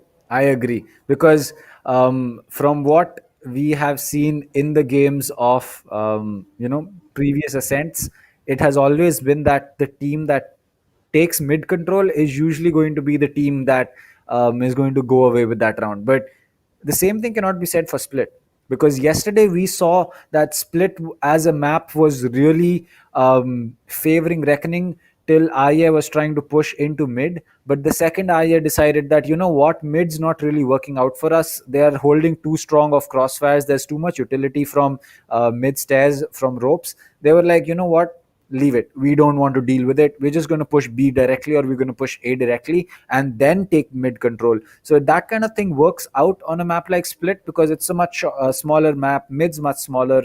You don't really have to worry about too many angles. But at the same time, on Ascent, that's not going to be the thing, because if you control mid, you control rotates, and if you control rotates, you basically control site. And if you're controlling the site early on in the round, and you're able to cut off rotations for defenders or for attackers, you've basically won yourself the round and hopefully the game as well. Well, yes, and talking about mid control, Ascent is a very is a map which has great value when it comes to mid control. Now we know that there are specifically 4 points from where you can actually pick off players. There's gonna be the mid, definitely, like the door structure that's in front of the market area. There's going to be a place which is known as cubby, like right beside the tree area on A side. There's going to be top mid, and there's going to be mid link as well. So these are the 4 places the players are going to actually peak from and try to get that initial frag. Now we know that when you're in the attacking side, there's usually there's something telling in your mind, let's peek, let's just check the corners. And that is a really drastic thing that you have in your mind, that every player has it, like let's just peek, let's just check. And there's someone waiting there with a vandal, one tapping you in the head. But yes, this is a game which Team White Shadow cannot afford to lose. If they lose this round, they are gonna get out of the qualifiers. And as we know, Team Global Esports, they're gonna move forward. So this is a do or die situation coming up for Team White Shadow and Global Esports. They are gonna just play the game. They know what needs to be done. They have the experience. They just need to put it out on the plate and work it out. That'll be all, I think, if we're talking about Global Esports. But yes, talking about Ascent, Man. This is gonna be one I match I really don't want to miss because this map, yeah. This map has a That is lot of true. memories, and this map also has a lot of places you can actually play out from. Now, it's all about making the plays. Like I was watching Cracky, cast yesterday, and what he said, I really go in accordance with his words that it's all about that insane plays you make. We have seen Sova darts, like insane level Sova darts coming out from both the sides, from be it A, be it on B side. But now we can see very fast picks coming out from both of the teams there. We see this time Skills will not be playing the Omen. Instead, a Phoenix is going to pop up. And as I have witnessed in my own Valorant and Valorant casting career, Phoenix is a really annoying agent just because it has that run it back ability. But I believe this time they're not going to make any mistake. This time White Shadow is going to play with a three duelist combination. Okay, this is going to be Ooh. interesting to watch because a three duelist combination is usually not preferred on Ascent. It's more like preferred on Split. But yes, now Bind. we have the entire teams on our screens. We have Sova, we have Jet, we have Phoenix, we have Omen, and Raze coming up from the attacker side. That's going to be White Shadow. Defenders, Skills, Lightning Fast, Scrossi. We have Kappa and Hellranger. They're going to play Phoenix, Cypher, Jet, Omen, and our dear, Omen. Sorry, it's called Sova, definitely. And we see Sova's Well, coming up from both the sides. Not surprising there. There's going to be yep. lineups performed. But yes, having that Cypher on the defender side when you are defending in the first half, I believe that can be one thing that they have done good, Team Global Esports, because Cypher can hold off a site on his own. So what do you think? We have also played a lot of Valorant. We have seen insane plays coming out from the Cyphers on our defenders on attacker side as well.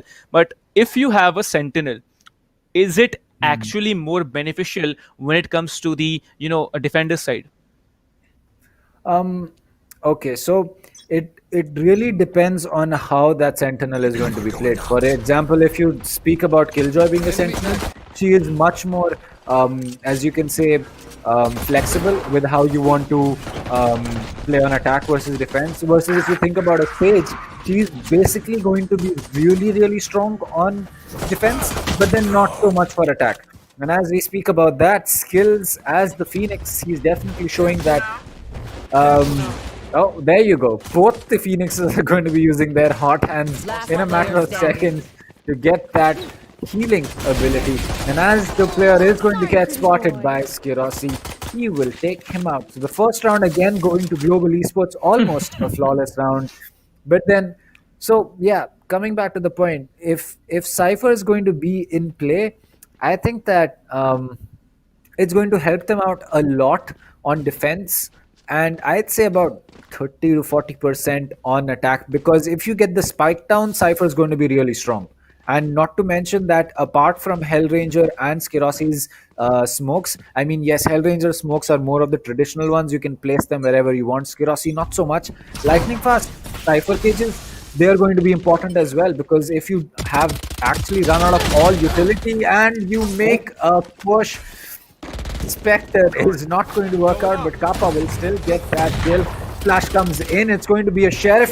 Jet's going to get tagged quite a bit as she pushes in. She Oh, will down Skills to 8 HP. defense oriented map, still having that Cypher on their end, it's going to be a really easy thing to hold out one side.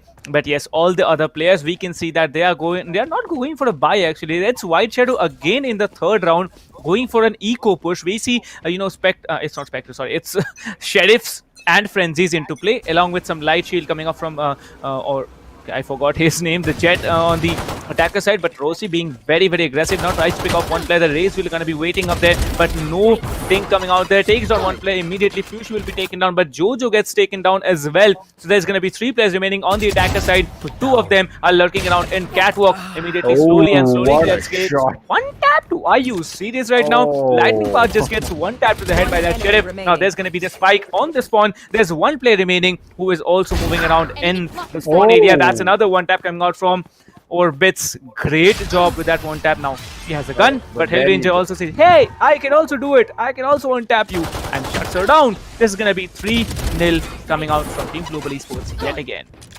And honestly, Kappa is really showing us what a good Sova can do. Like Raze there, she would have survived if there was not Kappa on the Sova. If there was any other agent other than the Sova over there, she would have survived and possibly helped her team clutch that round, win that round, or whatever. But the lineups that Kappa has on The Sova, it really shows you what a good Sova can do. The first shock dart to prevent that push coming into arches, and the second one, the second he knew where the push, where the attacker is going to be hiding.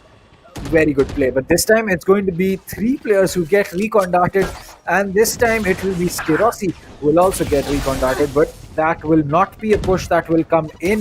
A paint shell is going to be coming out, but the shock dart is not going to land. Unfortunately, curveball comes in. It looks like Skirossi's position is not known. He will miss all of his storm blades. Hellranger is going to get one kill on the Jojo, and there you go. Hellranger comes in from the back. He'll pick one up as well. He'll get another one. That's going to be a 3k. This the spike is going to get initiated by Gorvitz, in fact, as he and Dino will now have to hold off this 3-man push. They will pick up the Phantom, drop their other guns.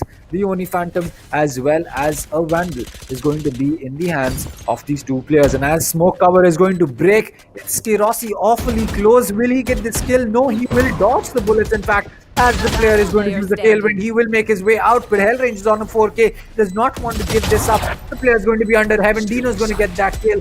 The spike needs to be diffused instantly, and an ace coming in from Hellranger. What? Finally, the ace that we have been seeing, not seeing for such a long time.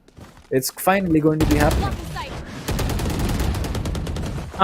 Like, I was expecting this, but I did not say it just because, last time 2 times I said that Skirossi might just pull off the ace. He was there with a 4k, but now this time Hellranger, he's playing the Omen. He's not even playing a duelist, he's playing the controller, and he has pulled off successfully an ace. And I believe this is a decent thing to start there. And yes, there's going to be yet another round in the hands of Global Esports. Now, this is where the competition actually lies here. Global Esports, with all their experience, all about how the players are going to come in, where the players are going to be holding up there. And Skirossi, that aggression actually did not come into play there. And there's going to be another taken down. Now, this is being very, very ridiculous coming out from the attackers there. Lucia is going to push in there, gets another one. Gorbitz with a 2k, a quick 2k. Hellranger and Lightning Fast is caught off guard yet again. Kappa will be the last player standing, and a flawless round coming up from White Shadow. Like, guys, you are really stepping into the game now and stepping up as well. Flawless round after 4 straight losses. I'd say you have a striking chance. I'd say you have a chance of comeback, and you are just playing in the attacker side on a defense-oriented map. So yes, you have a chance. You have that skills and capabilities to push it through. But yes, 1 round is not going to cut it. You need to pull off at least 4 to 6 rounds, maybe even get a lead on the defenders right now. That way, I believe Team White Shadow can just move into the 3rd game and have a chance to get into the qualifiers. What do you think? That is true. I think that one thing that I just realized is that the 3rd map that we are going to go to is Bind. And if this does go to a 3rd map, that is really concerning for Team White Shadows, because if you're not familiar, Bind is basically the only map where Team Mahi has been defeated by Global Esports. And if they can defeat Team Mahi over there, I don't know what White Shadow is going to offer. But that is still going to be a far fetch away, because White Shadows, they still need to win this map to make sure that they can go there. And as one player is going to get spotted, Kappa will still get that flick. Oh boy. And that is going to be the end of White Shadow. So 1 round on the board for them, but it's still a far-fetched idea to get them this map so that they can go to Bind. And right now, it seems that Global, they're not looking to get the foot off their accelerator just yet. Well, Lightning Fast with a Bucky, a little bit cheeky performance coming out for him. Not in the top fraggers list, but yeah, he's doing a decent job holding off one side all on his own there. The entire B side is being capitalized by the Cypher, and I believe that gives players the space of spreading around. There's gonna be a triple flash, but the trade comes through very quickly there. Kushin needs to push in through now. Skills will be doing a little bit of damage there, but yes, we can see the Omen will be shut down. Hellranger gets shut down, and slowly I can see that A side is gonna getting in control of Team White Shadow. Well, 4 players still standing from the attackers. 3 of them have lost their HP. 1 more player gets taken down. There's only 2 players standing right now. The Hunter's Fury ability gets popped off. Tags off 1 player. Takes down Jojo as well. 2 versus 2 now. Omen with 75 HP, and the Suba is a little low as well. With what we are seeing now, Dino needs to be careful. He has been tagged up immediately, but now the Hunter's Fury ability getting popped up immediately as well. Tags off 1 player. 60 HP remaining on the Omen. 50 HP remaining yet now. Dino has the capabilities, jumps down, and what is Lightning Fast doing? Did he just try to, catch one player in hell and maybe just, switch on to Garage trying to catch up the second player? But yes, he tried, he did not. Another round going in the hands of team none other than White Shadow. Well, it was a good. I mean, the last 3 rounds we have seen 2 go to Team White Shadows, and it just says that slowly but steadily they are coming back into the phase. They are coming back into the game that they need to be, as full buy rounds are going to be rolling around for both teams. Lightning Fast dropping that Bucky to pick up that Phantom, a much more orthodox weapon for that man, as Kirossi will just use that Vandal. He'll get 2, but he'll get shut down. There is going to be Jojo picking up another kill as well. Kappa will get rid of him. So now it's down to Pushy as well as Dino. And both these players, they can make this work. But the Recon Dart is going to be pinging Dino consistently, as I believe that was either a Cypher Cam bolt, or that could have just been a Firebolt coming in from the Owl drone. But Kappa, he's holding on to this position. He knows that the players are either going to come here or make their way to A. And since they've already come back from A, it does not seem certain whether they'll be pushing this side or they'll be going in for the other side as well. Well, that is very true, but Pushy still has that running back ability, and what we can see is that Hellranger also has his ultimate ready, which is gonna be the teleportation. And if they try to breach either of the sides, he can actually teleport on side, maybe take down one player as well. But immediately you see that Recon Dart will be thrown off in mid, trying to catch off 1 or 2 players, just maybe trying to get that information, because information is the key to getting the round right now. Dino and Pushy, both the players are gonna stack up in B main, slowly creeping towards the B side there, and you see Pushy will be trying to clear off that side. You see one taps have been given down there, but the shock bolt will be dropped out and he gets taken down. I mean, his body gets taken now. That's his ultimate ability. What are you calling about? What are you saying about? But Hellranger coming up from behind. Kappa catching off one more player, and there's only one standing. Kappa catching off both the players, pulling off a 3K and getting the round yet again in Global Esports hand. 6-2. This is a round yet again for Global Esports. 4 more rounds left in the first half of the game. If Team White Shadow can pull off 3 rounds, I believe they still have a chance on the defender side, just coming into it and winning the match, because we know that Ascent is a little bit defense oriented, and not having a sentinel, that might not play out. But yes, they need to get rounds now. They cannot throw off more than 2 rounds, because if they do, the lead on Team Global Esports is going to be significant enough so that they can pull it off in the attacker side.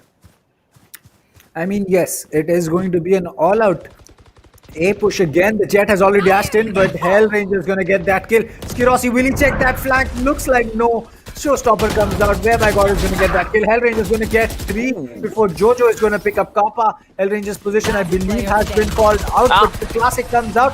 Where by God going to get that, and Skills will come in and finish things off once more. So White Shadows, they're going in for that all-out rush. It works sometimes it doesn't. But an eco round is going to be on the board, except for Dino, who has some credits to spend. But again, he will not be able to get a full shield if he does go in for that Vandal. While on the other hand, a Judge being picked up by Skirossi. Just Jet main things. We know what's going to be happening. Pretty sure he's going to dash into mid or dash into B arch and try to pick someone off. Well, Skirossi, you can see, will be using that shotgun, and I believe it's a pretty decent play if you're holding off a corner, because one tap to the chest, and that's going to be a complete wipe for you in this round as well. But slowly we see Gorbits this time popping off his ultimate immediately. The Blaze Storm is going to come up, trying to catch off 1 or 2 players, but Hellranger is going to be a little bit cheeky now, going into Vines. There's still 1 player lurking around in A lobby, and I still have a feeling that this is going to be a mid-rush, because there's already 2 players walking in on mid side. I can see on the map there the Jet and the Omen, and these 2 players are going to slowly try to capture mid, and if you have that mid control, you have the round. But Hellranger will be catching up 2 players. This is a quick flick coming out from him. Jojo will be 1 tap to the head. Gorbis takes down Skirossi. So Skirossi was an important asset now, but Dino gets shut down as well, trying to look for that recon bolt, but yes, nothing done there. Slowly coming out there. Gorbis trying to right click the way out of it. I believe he had dinked him, because otherwise it wouldn't have been just 1 tap of that classic there.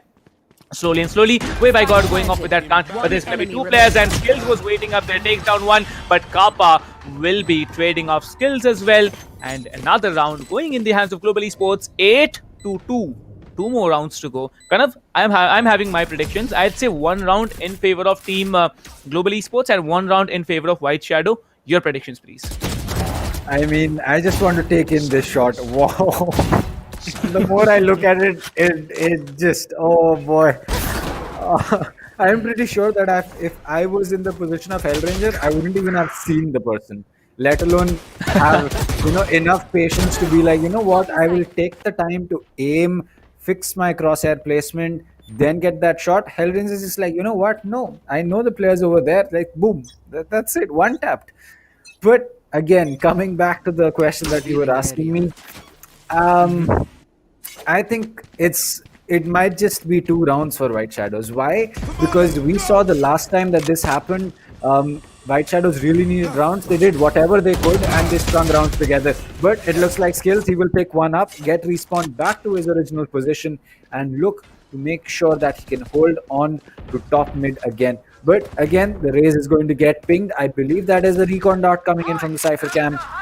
And the Hunter's Fury is going to be coming in, and Raze will now be in big trouble. But Skills with lightning fast Skills again. Skills with the 3K. It's all down to the Sova, whereby God gets taken out. The Dragon Op. Oh, the Elder Flame Operator is going to have some fun.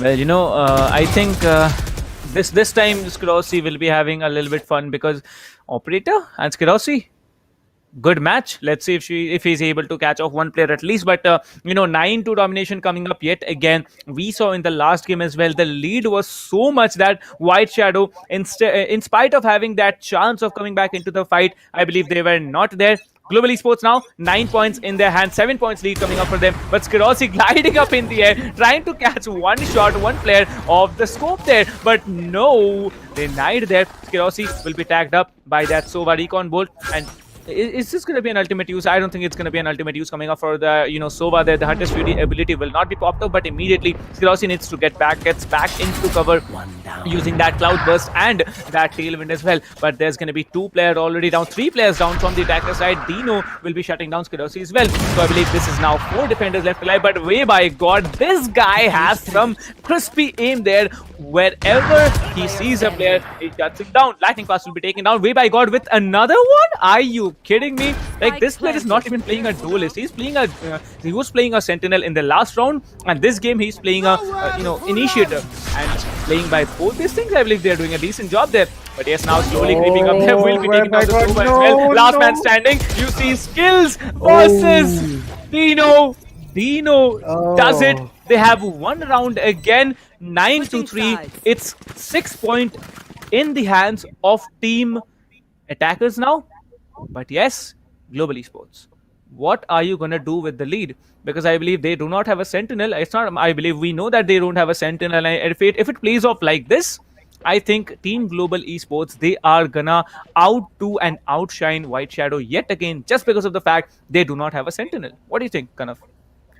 I mean, Jojo's pick for Raze, I would, I really question it right now. Though he's sitting at the bottom, I don't have anything against Duelist sitting at the bottom, but we haven't really seen him do anything that Raze does, because you may be sitting at 2 kills. I mean, if Jojo was even sitting at 0, but he had used his Raze utility properly, I would not question it. And right now, he will really have to show it, because pistol rounds and eco rounds is really where Raze is strong. And if he can do something about it, looks like he's gonna get one. Shotgun to the face. As that is going to be Golbets picking one up, but Skills is going to get the other kill.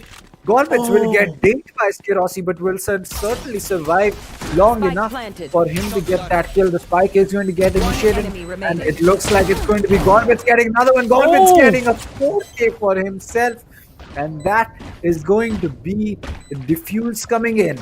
And White Shadow looks like they have come prepared for Ascent. But it's just going to be the first round, and there you go. The NS was dropped in chat by the players of GP. Mutual respect, that's always good in a competitive game, because you never know that the team that you beat today is going to be the team that takes you down tomorrow.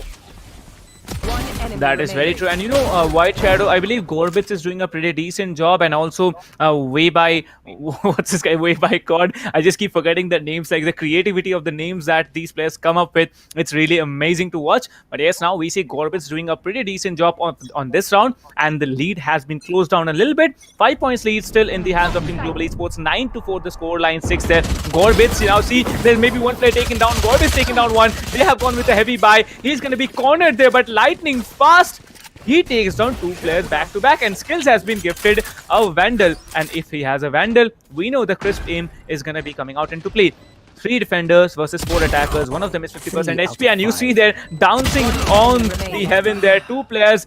Lightning fast, shutting down 2, but there's going to be only 1 defender remaining. It's just going to be Way by God, and if Way by God can do it, this can be a really interesting thing to watch, because all the 3 remaining players, they are pretty good if they're, talking about the aim or the game sense. But yes, Hellranger, this guy's insane. You saw him walking up that tree, but just because he broke the window, he couldn't even get that information if someone just walked up behind him. And there was it. Hellranger with another round gifted to Game Global Esports. The lead again moving on to 6 points, 10-4. Global Esports in the lead. Well, exactly. So, Global Esports, they do have the lead.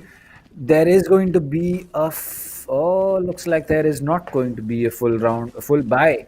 In fact, coming in from the side of White Shadows, they're going in for that eco again, but at this point, they really need those rounds, and I don't think that it was the best idea to do that. They could have gone in for a forced buy, taken a small gamble, but it looks like mid is going to get taken.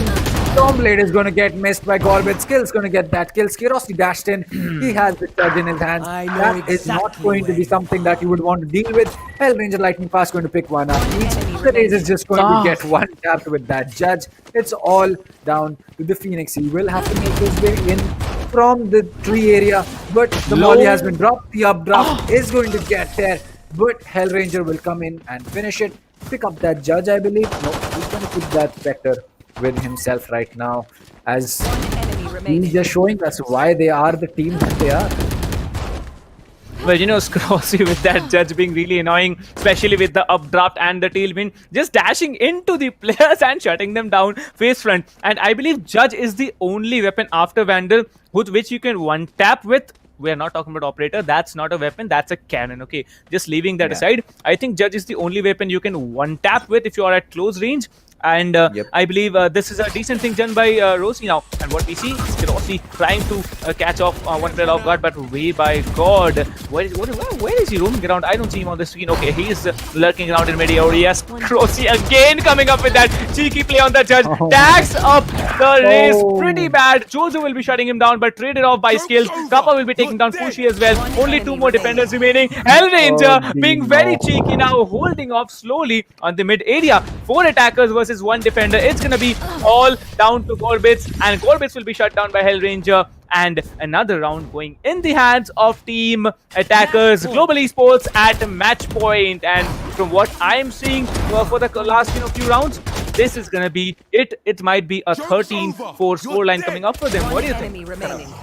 I think there is still some fight left in White Shadows, so it's not going to be 13-4 just yet.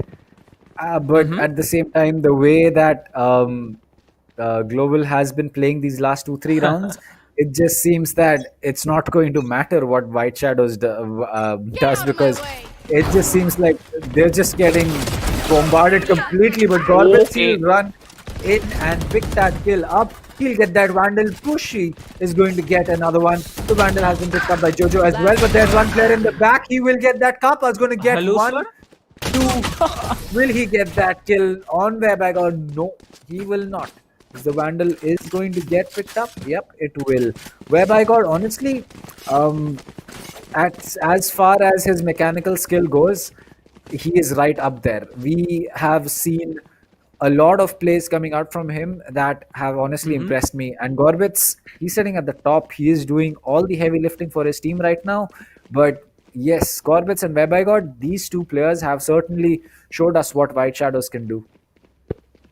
Well, yes, I believe Jojo and Pushi, these two players, if they could have, flagged a little bit more, maybe not make those silly mistakes, then the scoreline would have been different now. But I believe Global Esports, they are not going to be throwing up a little bit more there. Pushi will be immediately shut down. The ultimate ability, the run it back has been popped off there, and Pushi hasn't been able to do much with it, but takes down one without the ultimate there. Skills will be taking down one. Gorbits will be taking down one as well. Kappa gets one with the Hunter's Fury. Gorbits has been shut down 3 versus 3 on the defenders as well. The Omen, the Raze, and the Sova will be still remaining. And I believe one of the Omens have just popped off their ultimate ability, if I'm not mistaken there. Hell Ranger trying to walk up slowly onto the A main there, trying to just get control of that side. Now, this is going to be important there. You see, B side is still empty. If there's one player trying to walk in now, they just need to shut down the Raze, Jojo, and they can walk in. But the 3 players, they're going to stack up in Catwalk there. There's only one player remaining in A side. That's going to be lurking around. He's going to be lurking around in Haven. Sova, we're talking about, right? And the Race, he's going to just accompany him from behind. Way by God is coming up from the top there. He has what it takes. Now he's just spamming up there. A little bit damage done thoroughly there, but he's just waiting in the camera. You see how patient he is, the Cypher there. He has to be just waiting around there. Way by God trying to get more information. Nothing done there, and Kappa will be taken down by Jojo. 2 versus 2. This round may be going in the hands of Team Global or in the hands of Team White Shadow. Well, this is just a matter of time now. Both the players from the defenders are up in heaven. Gets one, maybe going out for a double, but it's going to be Way by God versus Lightning Fast, and Lightning Fast with that information shuts him down, one taps him to the head, and this is going to be a 2-0. I mean, firstly, the scoreline of this match, it's going to be 13-5, and the total series score is going to be 2-0. Global Esports moving into the next stage. Kanav, my man, what do you think? Global Esports? I did not expect such a one-sided matchup, to be honest. I knew that it was going to be a game that Global would definitely be dominating in, but this was not domination. This was murder. This was like there was nothing that came in from White Shadows. They were not even able to string together enough rounds on 2 maps to win a map. They went 13-6 and went 13-4. That's 10 rounds. But yes, that's not me making fun of White Shadows. That is just me highlighting how strong Global really is, because taking 10 rounds against Global Esports, I don't care what team you are, it's not easy. And Global is definitely a very, very strong team, and they clearly showed us why they are one of those teams, why they are up there with Team Mahi, with XTZ, with Godlike. They are some of the best teams that we have in the region, and that is why Global can compete with them, and their games are obviously that close. But White Shadows, they still have a long way to go. But at the same time, as far as I can say, if they do keep grinding together, they do stick together with the talent that they have, with the skills that they have, the mechanical aim, the game sense, possibly work a little bit on strategy, team synergy, they should be able to make it into the elite group of these teams. Because I have not seen their games before this, but if this is going to be the first time they've played Global, then I would say that I'm pretty impressed. Well, that is very true. And let's just remind the audience that you guys are watching ESPL India Valorant PowerUp, media partner TalkEsport, and there's going to be a lot of partners as well. We have, Esports League as the official, and we have Well, I'd like to also remind you guys that if you really want to play this tournament that you're watching right now, you can just log into espl.gg, use your Google account, use your Facebook account, or just use your email to create your own account, get your team registered. Guys, what are you waiting for? Go into it, get your team registered, and you can play this tournament. Well, talking about the match now, I think if you really want to give it a shot at Global Esports or even White Shadow, I think you might just be starting the registration already, because there are, it's a personal feeling. Like when I see Team Mahi performing, it's my feeling that maybe I just get to play against this players, maybe just kill one of them, get one frag against Team Mahi. And there are a lot of people who actually want to say that Global Esports is not the most dominating team. Now we have it always in the chat. There's another team who can dominate better. Why don't you give it a shot against these teams now? If you want, nothing, just log into espl.gg, register for the tournament. It's there on the dashboard, you would find it there. But yes, talking about this match, Grossi, this man with a shotgun, he has been pretty dominant, and whatever he did, it was there. Well, we saw only one ace coming up from Team Global Esports. That was none other than Hell Ranger, and he did a pretty good job at that. You see Skiros, you can see him over and over again on your screens now with that shotgun being so much annoying there onto the White Shadow team. Yes, they did a pretty decent job getting the rounds what they could have. But yes, the coordination and the experience that actually comes out in play. So kind of the next game, we know who it is. It's going to be playing against a very interesting team. So why don't you throw some light on that? Who is going to be playing in the next match? Sorry. Well, it's going to be XTZ, and the lineups are not out just yet, but we know that it is going to be a great game because we know that it's going to be. I mean, NaCly, I have not seen them play. I don't know if I'm pronouncing their name correctly, but XTZ will be taking on NaCly, and um, if that is the case, then it's going to be an interesting game because we have not seen what NaCly can bring to the board. Neither we had seen what White Shadows could bring to the board. And in all the 10 rounds that they have won, I would say that they defeated Global properly. Those 4 rounds were not rounds where Global messed up something. Yes, there may have been 1 or 2 rounds, but at the same time, those 10 rounds were rounds that they won clean. Those were rounds that they won based on their own self. And um, you can't take that away from them against a team like Global because I'm pretty sure that if we picked up random people from chat, including any one of us, we would not win a single round. That is for sure. No, that is And that is very true. Yeah, that is for all sure. these And teams, yeah, please. yeah, yeah. So And it's like for White kind of Shadows like to come in and do this, it is actually pretty good.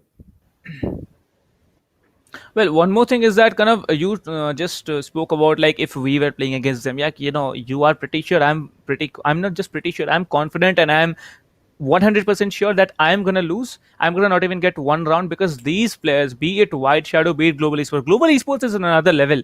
But actually, if I pull off even 1 round against Team White Shadow, which they did Yep. actually manage to pull off 4 to 5 rounds every game that they played today, they have done an Yep. amazing job. Still being an underdog. And slowly, we are going That to is move into the true. next game.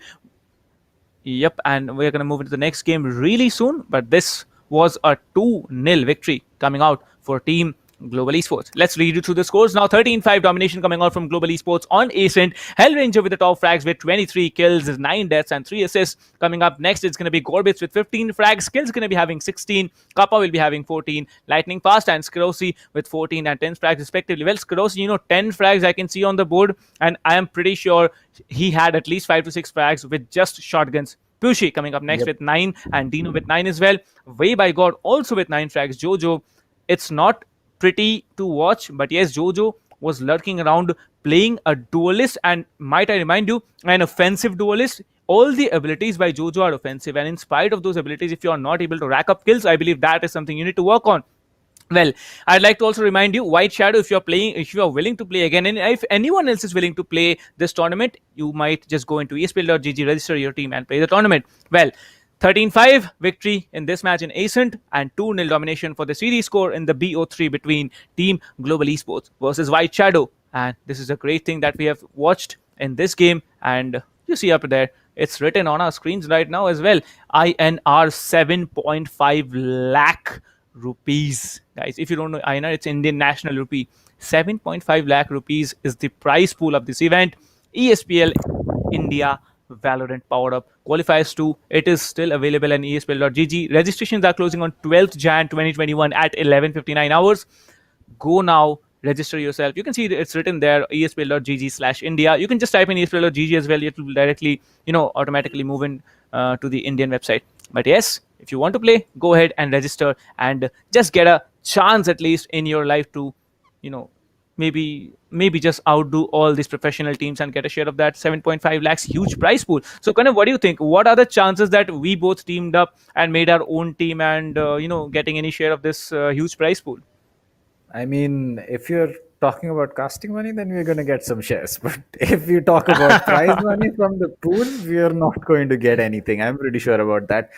So, I mean, if it is going to be, if there is anyone who wants to participate, I would actually tell you that please go ahead and do that because I personally would love to play it, but then who would cast and who would, give voice to those brilliant plays that were made by Way by God, or who was the plays that were made by Skirossi or by Antidote or by Excali, or any of those players that we have and whom everyone comes to see. So, um, I mean, it's something that everyone should take in consideration. You have 3 days left for that, and why not take some time off with your friends and have some fun in the game? So till then, we will be taking a short break. We will be back on the other side of this break with XTZ taking on NaCly, and it's going to be a great game. XTZ, a very, very well known team. NaCly, an underdog again, and will they be able to throw a wrench into the proceedings that XTZ tries to bring, or will it be XTZ pulling off a global esports again against White Shadows? And that will be a quick 2-0, but that'll be something that we'll have to see on the other side of this break.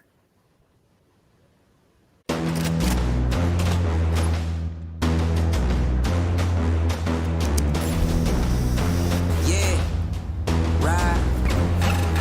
There's nothing to say, oh God, nothing to say. I ain't have words, I erupted in thunder and rain. If your man's strong, then why call me running away? It's just a game, but nobody coming to play. I'm blessed. Rise up though, rise up though. All my people, where you at? Rise up though. Let's go, yeah, let's go, let's up, one time, go get it, it's yours, let's shine, come on, yeah, let's go, raise up, that's right, run with it, it's yours, let's shine, come on. With each day we wake up, we get stronger and stronger, it's our time now, yeah, cause we warriors, cause we warriors. Yeah, let's go, let's up, one time, go get it, it's yours, let's shine, come on. Cause we warriors. Yeah, we warriors.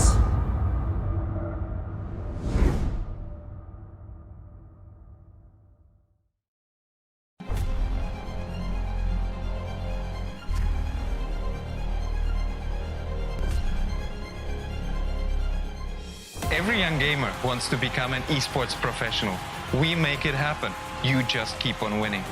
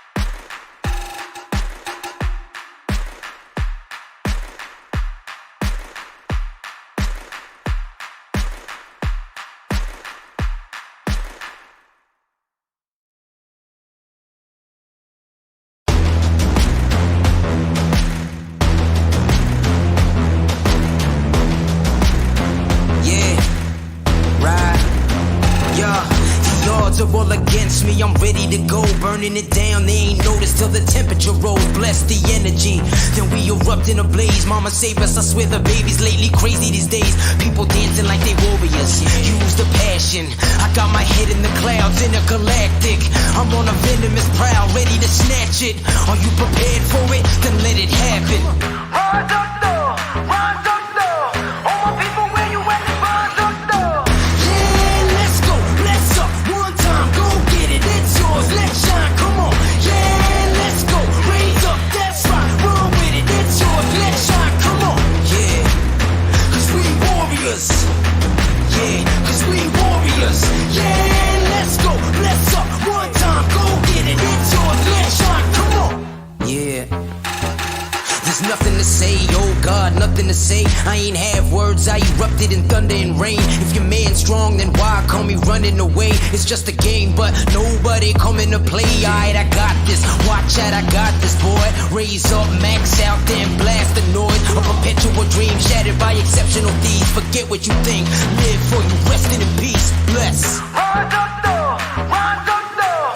All my people, where you at? Rise up though. Let's go. Yeah, let's go. Let's up. One time, go get it. It's yours. Let's shine. Come on. Yeah, let's go. Raise up. That's right. Ride with it. It's yours. Let's shine. Come on. Yeah, cause we warriors. Yeah, cause we warriors. Yeah, let's go. Let's up. One time, go get it. It's yours. Let's shine. Come on. In these days, we push forward. We stand strong. We stand tall. All together now. Yeah. Cause we warriors, yeah. Cause we warriors. With each day we wake up, we get stronger and stronger.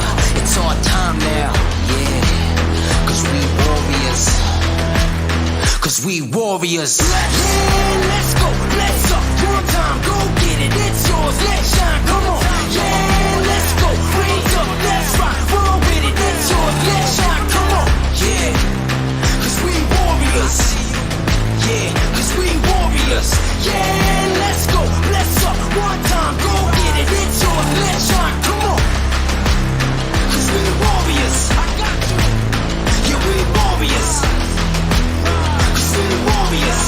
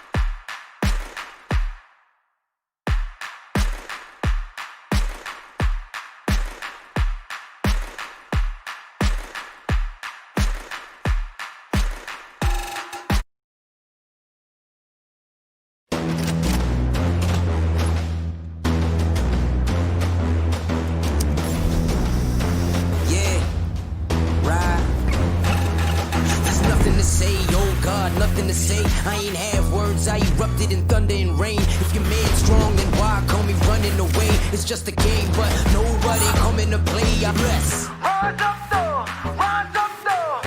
All my people, where you at? Rise up, though. Let's go, yeah, let's go, let's up, one time, go get it, it's yours, let's shine, come on, yeah, let's go, raise up, that's right, run with it, it's yours, let's shine, come on. With each day we wake up, we get stronger and stronger, it's our time now, yeah, cause we warriors, cause we warriors. Yeah, let's go, let's up, one time, go get it, it's yours, let's shine, come on. Cause we warriors. Yeah, we warriors.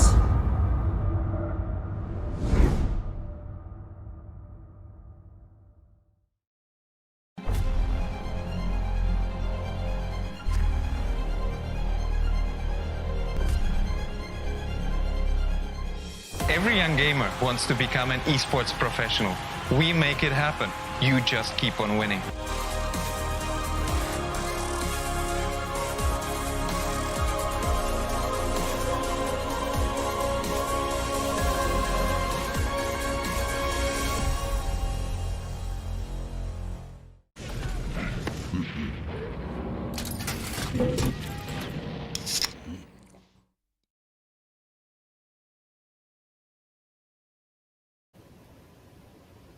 So, welcome back, everyone. And honestly, what a great intro video. So, as I take this opportunity to welcome you all back to ESPL Valorant India Open, and this is map 2 that we're going to be, oh, sorry, game 2 that we are going to be going into. And this is going to be XTZ taking on NaCly. And we've had some jokes in the back end about NaCly, so salty, but I don't know if that is the real name that they will be going in with. But it's still going to be a great one to look into. Well, talking about the first game and moving into the second one, I'm really astonished as to how the professional teams actually outdo the underdogs. But talking about NaCly, I don't know how I'm gonna pronunciate this name. Like seriously, It's NaCly. when we move into the game, I'm just gonna say attackers and defenders. Like we know we can say XTZ how many times we want to. Just staying on the safe side, I'd say attackers and defenders. That's how I'm gonna walk off it. So if any of you have any idea in the chat, like how to pronunciate the name correctly, please let us know. Please let me Well, and Kanav yes, know and it reduce. is. I do. The perfect pronunciation for that name is NaCly.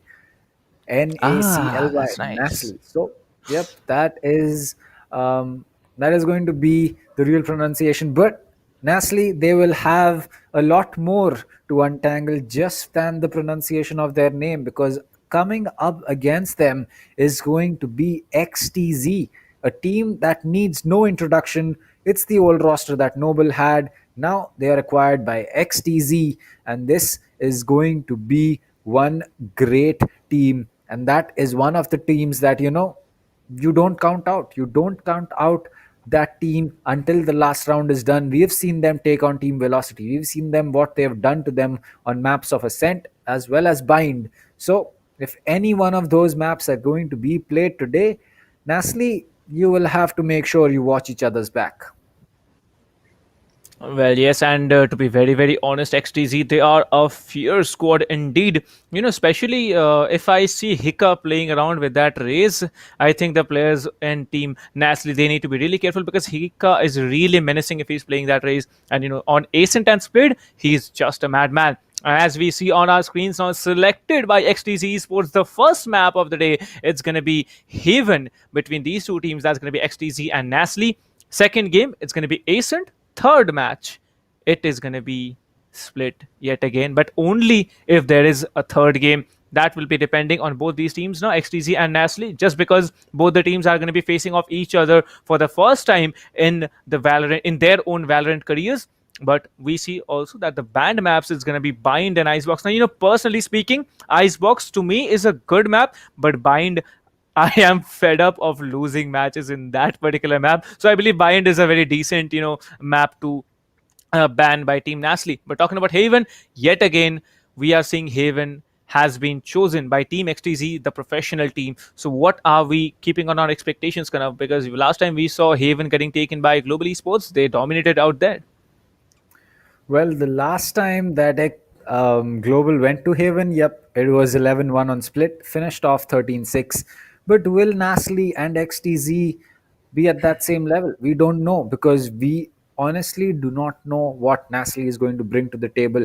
And that is going to be something that will be new for us. And I think I have an idea of who's going to be playing. So it's going to be Pixels, Orange Leaf, Sharin, ALC Thanos, and The Game. Oh, nice name, my friend. Well, you know, If I there have is seen any, this player play. ALC Thanos. Sorry for interrupting, but like seriously, I have seen this player play. Like he has played previously in one of the tournaments that I have actually casted for, and he is a decent player. So if he can combine with the team, we might be seeing one match going in the hands of NaCly actually. well, if NaCly can pick up a map, then it'll be a huge thing, because XTZ is not Hmm. usually a team that you would see drop a map. They're not the team that goes to a third map in a best of three. They're usually the team that says, you know what, we know this map already. She can take a back seat. We're going to take this a quick 2-0. You can go home, work on your strategies, you can work on what you want. But as far as XTZ goes, we're going to take it not longer than the second map. And honestly speaking, I think that XTZ has the edge in this, but at the same time, I would not count NaCly out, simply because it's more like a fear of the unknown, as especially for XTZ as well. They should not underestimate NaCly, thinking that, we don't know anything about them. Probably they're not a well-known team, so we don't have to worry about it. Here, every single game, every single round, every single map, every gunfight is going to matter. So it is going to be XTZ's loss if they would not give the due respect that is needed to their opponents. Well, that is a very true thing you have said indeed. And what we are seeing on our screens right now, guys, if you are not understanding, it's basically that the tournament is open for all. It's a free entry tournament. Get your team registered, visit ESPL.gg, and you can actually play the tournament and play against these teams if you qualify into the higher stages who are already going to qualify. You know, three teams have qualified. We know the three teams who have already qualified into the next stage, and we are going to see the semifinals of those teams tomorrow. But yes, what we can tell you is that the registrations are open. It is going to be open till the 12th of January, 11:59 hours at night, definitely. And there's one guy in the chat asking, bro, how to make friends in ESPL website. It's very easy. You will have a plus team, define team members option there, because that's how I made my team. Find team members option there. Select the roles that you specifically want, and you will be getting the filtration of all the players that are actually available for, based on your requirements. But yes, if you do want to play it, visit espl.gg/India right now. Get your team registered to share the incredible, to maybe share, not share. It's not just you're coming, registering, and getting it. You need to fight out a lot to get to that 7.5 lakh prize pool, and that is the highest prize pool ever in India that has been given for the underdogs as well. But now we see on our screens the agent selection coming up on our screens. XTZ, Harsh, Wimp, Sami, Sai, and Blackhawk. Now, Sai, it's default. We know that Sai is going to go with the Jet and he's going to play with the operator, pulling off insane shots. But now, talking about NaCly, Pixels, it's going to play with Omen. Orange Leaf will be having the Cypher. Sharon is probably going for the Sova. As I can see, there's going to be one Initiator and two Duelists on both the teams there. We see the game will be moving on with the Jet and ALC Thanos, as expected with that raise. So, based on the agent selection, what do you think? How's it going to play out, Kanav? Well, as far as the agent selection goes, it seems that a very heavy frag setup is being, played on. I mean, there are two duelists on both team. There is one Sentinel, and there's Sova.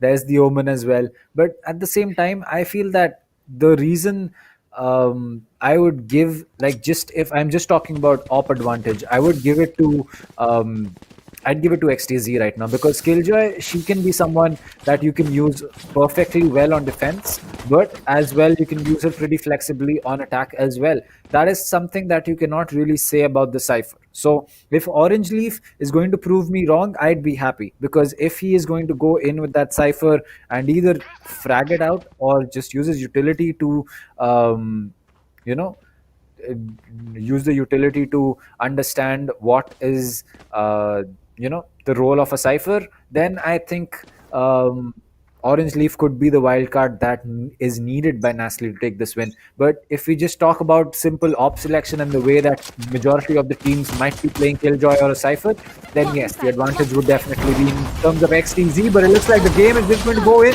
He'll get that first kill onto Sammy, get traded out by Wimp, and now it's going to be Harsh with the paranoia. He'll have to play this safe. He'll get one.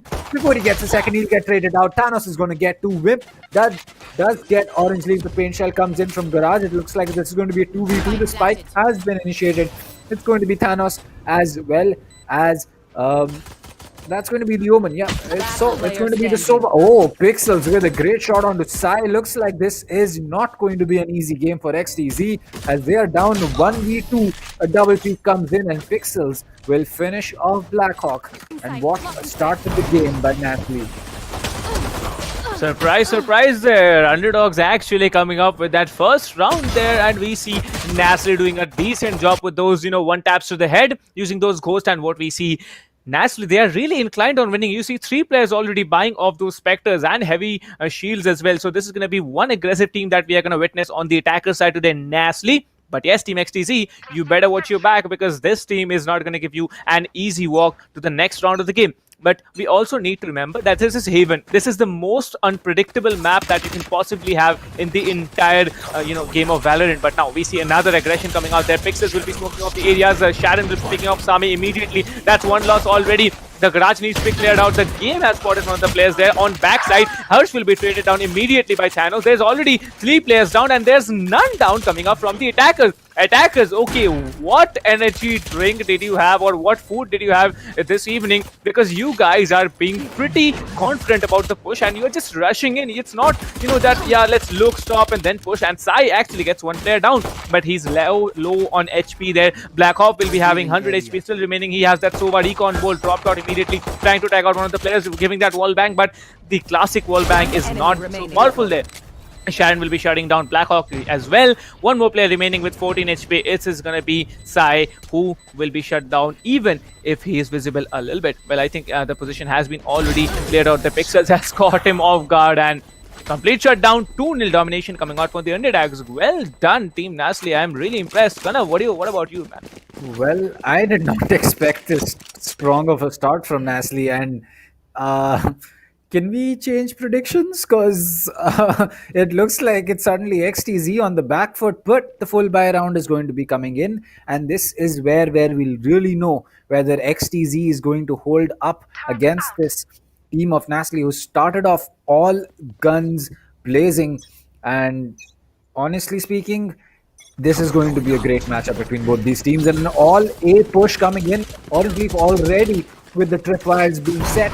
It's going to be Sova who will be using a shock dart, I believe. The Raze Boombot comes in. A paint shell will be coming in. A cloud burst for Heaven. Looks like every single player of XTZ will have to play for a retake. No, it's going to be Blackhawk getting one. Gets traded up by Orange Leaf. The Phantom has been picked up. The game is going to be looking for one. Pixel is going to get one onto Harsh. Will this be the... Oh boy, Wimp is going to get the final trade. The game has already taken out Sai. Wimp is going to get one more. The game is going to get rid of Wimp. And Sammy will be in a 1v1. He will use his teleport. Will his position get called out? Sharon, he is playing right around that green box as both these players are going to be picking up against each other. But Sammy will land that headshot. That is XTZ. Take their first round. Well, that is very true. This is what XTZ is all about. They gave away 2 rounds, but in the 3rd round, they showed them that this is not an easy win for Team NaCly either. They really need to work off and they need to play something extraordinary. But as you saw, Sami was being very, very slow, calm and patient. He needed to pull up that one tap with that Vandal. He did it amazingly. And there's one round already in the hands of XTZ. Now, one thing that XTZ did is that they did not give away too many rounds. They came back on the first round and they did a pretty decent job getting that round in the bag as well. Well, 3 rounds down, 2-1, the lead still remaining with NaCly. Well, the Stormblades have been equipped as the recon dart will be coming in. The game is just running and running. He is not looking to stop at all. And I don't know from where these players of NaCly have come or what they've had, but they are certainly looking to be a very aggressive bunch of players. Now, Harsh, he has sneaked up to the window. He will get spotted by that all round. And as the Jet looks to dash in, she will get that kill onto Harsh. And that is not the start that XTZ wanted for this round. The garage control is going to be on the place. Seaside push is on the cards, as it will be Sammy who will have to deal with the jet coming in. The updraft queue. The player is spotted, but Sammy still through that smoke is going to get that kill onto the jet. A very good shot. The spike has been planted, and this is just a Seaside brawl completely. Well, a brawl indeed. 4 versus 4 retake coming out from the attackers and the defenders. Okay, it's a defender side definitely. And you see the shock that will be immediately dropped off there. I believe 50 HP damage at least done on the Omen, because you had you heard that erg sound coming out from the Omen as well. But now Pixels going off for a very wide flank, but Wimp will be waiting there, taking him down. XTZ already 2 player down. Now there's only 2 more players remaining. It's going to be ALC Thanos from the attacker side, and there's going to be the Sova. Blackhawk will be taking down another one. The defenders are actually falling short of time right now. I believe they need to bail out. Shannon will be taking on Blackhawk as well. Last player standing, it's going to be Wimps from the attacker side, the defender side, and he is going to move on for the save. Well, another round in the attacker side. I think NaCly is doing a pretty decent job, Kanav. Well, a decent job would be an understatement, because this is XTZ that we're talking about, and it just looks like they are getting rolled on by NaCly. I don't know whether this is being the attacker-sided map of Haven that is being shown, but they've gone off to a strong start, and it looks like the AWP is going to get picked up by the game. Hunter's Fury is ready. The teleport is ready. Blackhawk also has his Hunter's Fury. This is going to be a great round coming in. Okay, what? Did we just see the Hunter's Fury getting used up initially by the defenders? I am a bit shocked there. There was no tags coming up from that Hunter's Fury, and yet they managed to use it. And I don't know why XTZ is doing this, but it seems like they are actually in the intentions of maybe giving away this round. Well, I don't know what's going on in their mind, but what I can say from the attacker's perspective, everyone is stacked up in C long. There might be just sprays coming out there. You see the Omen getting so much information coming up from XTZ. So much information has been given out. The grenade has been popped out. The paint shell has been dropped out. But immediately the game will be trying to dash back. 1 player down from the defender side. 2 players down. 3rd one on low HP. And we see only 1 standing. This is going to be Blackhawk, who is going to be shut down by their game. Are you serious right now? 3 points lead coming up from NaCly. This team has some coordination. This team is going to be a hard one for XTZ to actually take down, Kanav. This is going to be interesting. This evening is going to be on fire if this goes on throughout the match, I think. I mean, the way that the Phoenix, the Omen, as well as the Sova were stacked up for XTZ, I thought the second NaCly makes that push into sight, they're going to get just absolutely demolished. But it was the opposite. It was the opposite of what happened. They were not even able to make their way out of sight and then make their way back in. And NaCly had complete sight control, and they held every single thing. I mean, what a play. Sai is going to pick up the first blood this time, as he will get rid of the Sova. So a big pick, but there are still going to be 4 players on the side of NaCly to make this round their own. Well, very honestly, I don't expect that NaCly will be doing this, but they are coming up with some weird strategies. They rushed 3 rounds, they waited 1 round, and this is going to be another round which they are playing passively just because of the loss of the Sova. And I believe if the Sova was still alive, then I think they might have had a different opinion of rushing there. But ALC Thanos, he is waiting up calm and patient outside that garage area, and we see there are 2 players defending the C and garage side. Harsh will be being very, very calm and cool, waiting up on B default. Then now this is a very, very tricky area to hold on, but there's going to be 3 players actually walking into the crosshair if they can. There's 1 down already. There may be another one taken down immediately through that wooden piece of structure. We see there's 1 player taken down from the attacker side as well, but there's now actually 2 downs from the attackers. This needs to be an insane play for the attackers if they are willing to plant the spike there, and I believe they have already moved in to this side there. Sami will be taking down ALC Thanos, and with that, this round may be given in the hands of defenders. We couldn't stop talking, and we just saw what happened. Alone, Sami held out the C side. It was in his hands. The round was given Team XTZ 4-2 coming out after 6 rounds total. Well, I did not expect NaCly to be this strong, to be fair. I thought that NaCly was, going to be another good team, but XTZ was going to have an easy field day. it's actually the opposite. And NaCly is really showing us that. So right now, this is going to be an important round for NaCly. They need to take this win so that they can first of all get that off What? the hands of Sai, as he is going to prove why the off is going to be such a powerful option. As Blackhawk will get one, get two, but gets taken out by Orange Leaf. Finally, it's going to be a 4v2 for XTZ. So it looks like XTZ is coming back into the group, but a backstab probably is going to be given by Harsh, but that should be called out. The turret has been placed. The second that the Omen breaks shadow cover, he will get pinged and his position will be known. So Harsh, he's holding this patiently. Will this angle get checked? No. No. The wall bang comes in and Orange Leaf will get taken out. The diffuse, sorry, my bad, not the diffuser. The spike is going to be on the door. And now, oh, there you go. Harsh showing us why he is the player that he is. Picks up that last kill. And what a round coming in Well, from you know, XTZ. it's In fact, this is just back and Yep. forth. It's a pretty losing one player in the very start, and if they lose one player like they have lost since the past two rounds, I believe this is going to be very, very difficult for team attackers. Now what we are seeing right now, this might be a short timeout coming off from the attacker side, just because they need to discuss a little bit like what's going on, because they have lost back to back two rounds, which should not be happening. And with the operator on side, I believe he's going to be pretty menacing if you are talking about sniping and those one taps coming through. What do you think, Kanav? We see an eco round coming out from team attackers there, and personally speaking, now I have been playing Valorant a lot lately, like at least 5 to 6 hours a day, in spite of working as a caster, doing my usual things. So what I have seen is that eco rounds actually play out in the favor of the team. So if they are pulling off a decent eco round, I think they can pull off this round as well as the next, because they are gonna have that economy on them stacked up after the eco round is over.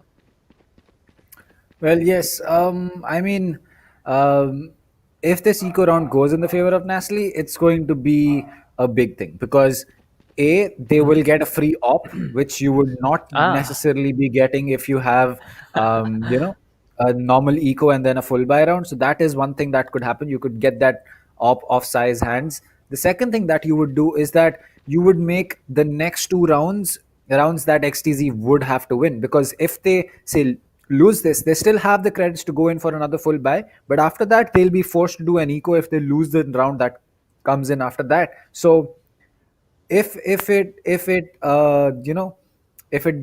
goes that way, then NaCly will be having uh, a cakewalk for the rest of the attack rounds. But if they are able to come out of this eco by getting that op, it's going to be a much bigger win than just finishing this round off and hoping that you take the full buy when it comes in.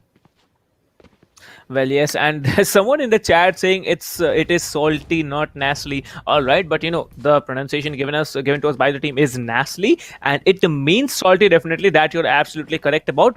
But yes, right now the 1 point lead in Team Nasley's favor. This is going to be pretty dominant there. Now we see the score line, not the score line, but the leaderboards. There's Sami having 8 frags, the Wims having 5 frags, and the rest are not. We see that Pixels will be having 6, Sharon will be having 6 as well, Thanos and the game will be having 5 each, and Orange Leaf will be having 4. And both the teams have one sentinel, like we saw at the starting of the map. So what do you think, Kanav? Which is the actually better team to which is the actual better agent to go with? Will it be the Killjoy or will it be the Cypher if you have to pick a sentinel between these two? If you ask me personally, I'd take the Killjoy simply based on half the utility that she has is kind of autonomous. You don't need to worry about it too much, and also the fact that she is a lot more flexible on attack versus on defense. So um, Ah. it's yeah. So Cypher, he does his things best. I mean, if you get stuck in a tripwire when you're making push into site, it's very irritating because you get slowed down. You have your timer before you get hit with that concussion and 5 HP of damage. Not to mention your location gets pinged, and you have to change where you're aiming to get to get rid of the tripwire and then to take the gunfight that you want to take. So he does those things good. Not to mention he has those cipher cages which can be used as smokes as well. But at the same time, I'd say that Killjoy just because that she is a little more flexible. You can use her swarm grenades to get people out of positions. You can use her turret to watch your flank, get some intel if there's someone peeking you. Not, and also the alarm bot, that's going to be a great addition to her kit as well. So I'd personally go with a Killjoy, but if there is someone who prefers the Cypher, they must definitely be having their own reasons for it. Well, that is very true. And I'd like to also mention one thing that is not usually mentioned on stream, but yes, there is one thing that we are seeing for the past 2 days: the excellent cinematics by the production team. Hats off to the production team as well for pulling off so insane level of what's it called, streams on front of you. And yes, Kanav, I'll be there with you for the next 2 games or 3 games, whatever these teams have to offer to us. But now a 4-3 split. This split is actually very interesting to watch because Haven being a attack oriented map, there's the lead with the attacking team, but the defending team, they have also done a pretty good job. If I talk about team XTZ, but they are falling short in one specific way, that is holding off the site, and they're just allowing the attackers to walk into their beds and maybe just litter all around with that spike getting planted, getting that radianite, because that's the backstory of Valorant. You get the spike, Yep. sorry about that, and you plant it, you steal that radianite, and you just walk off with those rounds. That is the entire backstory. And talking about team attackers right now, they are doing a pretty good job doing that round captures over and over again. So we are still stuck here. We are the timers have been stopped there. As you can see that there was one player who was disconnected due to network issues, but yes, we'll be resuming the match as soon as possible. And what do you think, Kamal? The next round, it's going to be the 8th round. It's either the tie round for team XTC, or there's going to be another point in the favor of team what's it called, team NaCly. I'm just forgetting the name. Besides being, it's such a very uncommon name that this team has come up with. So, what do you think? The clock has started. Who is it going to be that's going to walk off with this round? Well, as far as I know, I cannot predict anything because I predicted that XTZ would be having a relatively easier time, but it looks like NaCly has just come in to prove me wrong, as a Jet Dash has been used. That is probably to put people in two minds whether it's going to be a push from A short or A long. It's going to be Harsh holding on to Garage. The paint shell comes in. That will be some damage that he takes possibly. But no, it looks like in full eco round is being on the board for NaCly, as the Raze does not have a shield with us. With her, she's going to be taking a little bit damage of her own, but at this point, it's not going to be the matter that is of concern. The molly getting dropped. The Sai is probably going to ring off that op in the distance, as it just seems to be a B-sided push right now. Garage control has not been taken, so will NaCly still go in for that? We can see the Cypher on C long, just checking to make sure that there is anyone that side. The location has been pinged, as 4 players from the side of NaCly are just sneaking their way in from A short.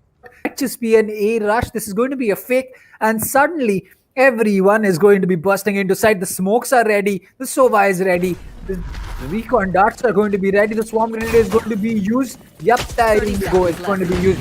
Will is going to get that one with the Phantom. He'll get 2, but he gets taken out by the Frenzy. The Killjoy turret is going to get spotted and gets taken out. Blackhawk is going. That's it. 4-4 match.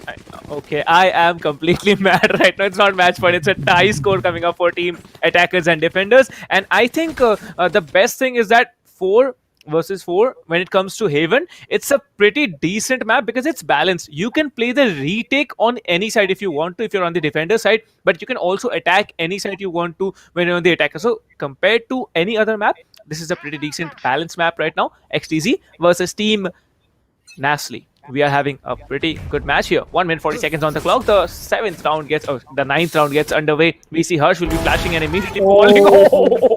Oh my god. Pixels is going to be very annoyed there. Sai just moved out of B side, peeked a little bit, and that shot was there, taking down one player immediately. Well, that was a pixel peek onto the head of Pixels, as Thanos will get rid of Harsh. Sai is still holding on to this angle from CT. He might just be able to deny and keep a lot of control on C, and hopefully his team will be able to get the retake in. But it looks like it's going to be the Jet versus the Jet. The Hunter's Fury comes in for CT. It looks like one player did get spotted. Orange Leaf will get taken out by that Hunter's Fury. Killjoy comes in. The game will have to play this smart. He's going to go up against the Ah. Phantom on Wimp, as Wimp will be getting that kill. Sammy is going to make sure that Recon Dart is going to be used for his team to retake, but the Hunter's Fury comes in to deny the plant. It looks like the Killjoy will just about survive, and that will be Wimp getting the defuse, and another Ninja defuse coming in as Mace is on the cards, and the Sova from NaCly unfortunately not able to do enough with his ultimate to get his team that much needed round. Well, that is very true. And surprisingly, the most interesting thing I saw is that the Sova from the attacker's side, he really made this round try hard for himself. He used that Hunter's Fury, tagged up the Phoenix who was defusing the spike. The Phoenix did a pretty good job running out of that, second charge of that Hunter's Fury. But then it was all over. He needed to start defusing. It was done there. How did he do that? I am shocked, Lair. Like, Sai, you just saw him. He came out there. There was a smoke in front of him. He just took that shot and he just dropped back. And you see there. Oh my god. Harsh, is being so cheeky right now. He waited for that spray to finish. Just looked into his eye and one tapped him straight off the back. Sami taking down another one. This might be a flawless round if all goes well. We see Orange Leaf is very low. He takes down Harsh, but indeed, Sai will be taking that wall bang shot with the Sheriff. Shut down, 6 and 4, lead remaining. You see the shot there, you saw it there, the smoke was there. He took the shot through that smoke. This is what I was shocked about. And this cheeky play, there was it. Harsh, great round, yeah, great round by XTZ, I might add. I mean, Sai is definitely a madman pushing in through all of that utility, a paint shell, a cloudburst, I don't know, a shock dart, and gets that shot when he does not even see the player. That is game sense 101. I mean, it's really amazing to see when these players really pop off. It shows you the difference between a good player, a bad player, and a player of their caliber. And it's so obvious. It's the game. He's just made his way in. He is going to be getting no kills, as Wimp will be getting a 3k for himself. Sammy is going to get 1, and Wimp will be denied the ace. And there you go. That is how XTZ plays Valorant. Well, yes, and surprisingly, XTC is holding off 3 sides. Now, there was one person who was asking in the chat that how do you expect 5 players to hold off 3 sides, and especially in the crossfire, and kind of really explain that. Well, this is how XTC do it. They're giving you live examples on stream how you can hold off all 3 sides when even all the 5 players are stacking up together. But yes, 3 points lead right now coming up for Team XTZ, and this was not what we were seeing for the first 4 rounds. Team NaCly, they had it, but they somehow lost that, a lucky charm there. You see that the Sova Owl Drone, please don't tell me he's gonna get taken down by that Owl when he's doing that Owl Drone thingy there. But yes, the Owl Drone will be trying to pick up one of the players. Now he's looking for that Sova. Sai is being very cautious there, trying to look up for that Sova.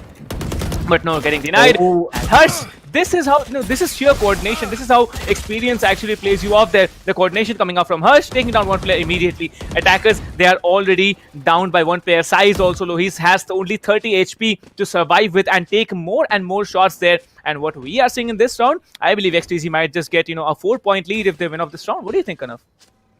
Well, a 4-point lead is definitely going to be something that XTZ would love, because Evan, there's going to be an attacker-sided map as finally possibly a B push, or will this be a B to C push on the card for NaCly as the Stormblades have come out. The Swarm Grenade is going out. There are 3 people outside garage and 1 on C long, so this should be a C side push. The alarm bot comes in, gets taken out. A recon dart for window will prevent the push coming in, but lockdown has been established. Sammy's going to get 1. Pixel will get that. Blackhawk is going to add 1. It's going to be Pixels in a 1v3. He needs to make sure he nails his way out of the dome. But Wimp comes in and makes sure he disappears in an ion ball. And the Phantom gets that kill. Well, you can see now this is mutual respect. Both the teams typing in the all chat, good half. This is mutual respect. Like, even though you are winning or you're losing, you have that respect for the opponent team. That's really good job coming out there. But yes, 4-point lead coming out for Team XTZ. I think they have something of a tale to tell, because they were down and out almost at 3-1. Like, they were in the lead. Team NaCly, they were in the lead, but somehow they came up front. XTZ outdid the entire team of NaCly. And from what I am seeing, this is going to be an A attack. And mostly in Haven, I have seen most of the first attack, especially in the pistol round, it goes on to A just because of how much of a cover you can get for yourself while attacking. And I think that's a very decent decision that the teams have to make, pushing on A side in the first round. That's the pistol round. I agree. I think that B is usually out of question in the pistol round to attack. I mean, yes, there could be a team that has some big brain strat that they could use to attack B and get away with it. taken out. But I feel that a lot of times it's A because you have pistols in your hand. Taking gunfights at shorter range is going to be much more easier. You have a lot more areas that you can cover with small amounts of smoke. You don't have too much utility to spend. So that could be the reason that a lot of teams go for A. But a C push can be on the board. I've personally not seen a B push in a pistol round, but would we be seeing it right now as Thanos is going to get spotted? The paint shell comes out. The hot hands is going to get dropped as well. The Phoenix is already inside as there are 4 players coming in from the back. This seems to be a B push finally happening. Oh my god, Blackhawk is going to get that spike down. The swarm grenade is going to be coming inside, going to get that kill. It's Sharon getting one. Pimp is going to get one. He will get spotted. Orange Leaf is going to get taken out. It's all down to Sharon as he gets deleted by Blackhawk. And again, that was Blackhawk just having some fun. Well, it finally happened. It finally happened. A B push on. They took B. We never see B pushes. I might add, it's really very rare that there's a team completely rushing B, because we know that B is one little space that gets surrounded from every angle, be it A link, be it C link. If there are 2 players just waiting, like one player in A link, one player in C link there, if there's one player backside on B, and if there's one player maybe backstabbing around from A flanks or C flanks, that will be really very annoying to watch. But now what we see now, XTZ is trying to push off on C side. There's no player lurking up anywhere except the Phoenix and the Killjoy. They are somewhere near the mid and the A long as well. Well, the Killjoy will be immediately trying to fall back into cover, but XTZ, they took down 2 players. The game and Sharon have been taken down. Now we see in the air, Harsh will be taking on another one. 4 HP left. He needs to get back. He needs to heal up immediately. Careful now. That will be the fireball trying to heal him up. It's not trying to heal him up. It is definitely healing him up. But the spike has been planted. Now 2 more players standing. It's going to be the Raze. ALC Thanos has been taken down. The Cypher with just a shotgun needs to one tap to the head, and he does. There's going to be one more bullet in that shotgun. Purely connects, but it was not enough to do the job because of that range on that. That what's it called? The shorty is really limited, and as close as you can get, the more damage you can do. According to that, we have another round in the bag of Team XTZ. And for, I believe XTZ, they have done the homework, and they are doing a pretty good job getting that lead more and more opened up for themselves. I mean, it's like suddenly NaCly has just turned off. I don't know. This is not the NaCly that we saw in the first few rounds. I mean, it seemed that XTZ would be having a problem, but I don't know what happened. But suddenly it looks like NaCly is the one that has their hands too full. Well, that is very correct. Now moving on to the 15th round of the game, and if this round is also given to XTZ, I'd say it's almost a go home situation for Team NaCly for this match at least. But Pixels, he's been holding up B A side all on his own. Smokes up immediately. He, I believe, has detected Wimp here, and the turret will be also giving up the position of Wimp immediately. Now if he immediately peeks that direction, he can do pretty decent job there. And as I said, Pixels will be peeking up there, and he peeked. And XTZ Harsh, he's going to take down Pixels immediately. XTZ, they are doing a good job out there, and that run it back from this boy. Okay, he's doing a madness job out there. Blackhawk will be taking down Orange Lip immediately with that shock bolt. I don't know how they do it, but they do it repeatedly. Blackhawk finally planting the spike. 3 attackers, 3 defenders still remaining. One of them is just holding up in heaven. And 2 of them are in CT. So as you can see, the spams are going to come through. Trying to connect that operator. The Elder Flame operator really shines when it's in Sai's hands. And trying to get another one. But Sai will be taken down. And the game with a beautiful, 2 kills, I believe, back to back. They do it, and he is teabagging. Okay, was it him teabagging, or is just random movements coming out by pressing that control button repeatedly? What do you think? I mean, he's just making sure that his control button is working. Let's just say that. Let's just say that his control button might have glitched out, and he is using that time to figure out if it is working or not.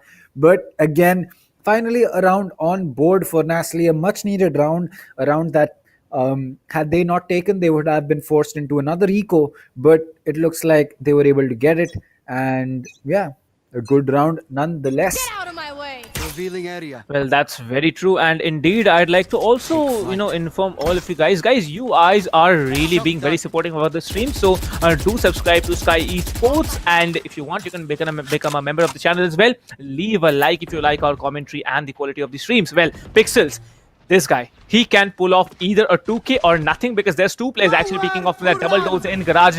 Pixels, he needs to move back, and there will be the Hunter's Fury ability popped up there. Tags up the Sova, takes him down. Shan will be taken down. Sami will be traded for. ALC Thanos gets taken down as well. 4 attackers still remaining, and there's going to be 3 defenders who need to hold it off. Wims will be firstly placing everything he can, and you see that this retake is going to be very difficult just because the Killjoy has the traps enabled, and these traps are really annoying. Trust me, if you have those swarm grenades on those spikes, you can detonate them while someone is trying to defuse, and you can take him down, and that will be game over. Well, yes, this is going to be a 4v3. The Phoenix still playing. He will get spotted, and the jump comes in. Oh my Orange Leaf God. making good use of the jump and getting rid of Harsh, catching him off guard. But Pixels is going to have to make sure that he is going to hold on to Garage. He does exactly that. Side does get one onto Orange Leaf. This is going to be a 2v2, but the Killjoy is not alive anymore, and this will be exactly what they were relying on for the plant. But it's going to be Sai still getting the game, and Pixels will now not have enough time before Blackhawk gets that kill, as Sai will get eaten up by that spike, but they're still going to walk away with that round. That's decent enough. Total of 11 and 5. The scoreline is still increasing for Team XTZ, if I might add. And if Team NaCly, they are not going to do it now, it's going to be a never situation. 11 to 5. 6 points lead. Now, I have seen bigger comebacks in Haven. I have seen 12 and 5. It was 11 and 5. Then it came down to a 17-15 victory in one of the previous tournaments by SkyEsports. But yes, now it is a question of Team NaCly. Will they be able to do it or not? Now we know the attack orientation of this map actually really helps Team XTZ push through, because their squad is really very dominating when it comes to the attacks. But now the entire thing is left in the hands of the defenders. We see already there's going to be 2 defenders trying to reach out for any player that's on C long. But now spamming through the hole there. Sami needs to pull up for that reload, and Pixels perfectly timed it out, waited, and one tapped with that Sheriff back on his head. Well, the Killjoy is now waiting there, and you see Orange Leaf, he also has, and you see, this is Wimp. This is all the information. This is what, game sense looks like. Wimps, he knew there was one player just waiting up in that corner, drops the swarm grenade, detonates it, and drags him out. Takes him down immediately with that Phantom. But now, Sai, he's waiting up in double doors there. Sai needs to catch up one player at least, tries to one-tap him, and he does not one-tap him, but definitely takes him down. And this is going to be XTZ again walking off another round without... Okay, they actually planted the spike and got 300 credits more. So I believe, yes, match point for Team XTZ. Kind of the entire round for match point is with you.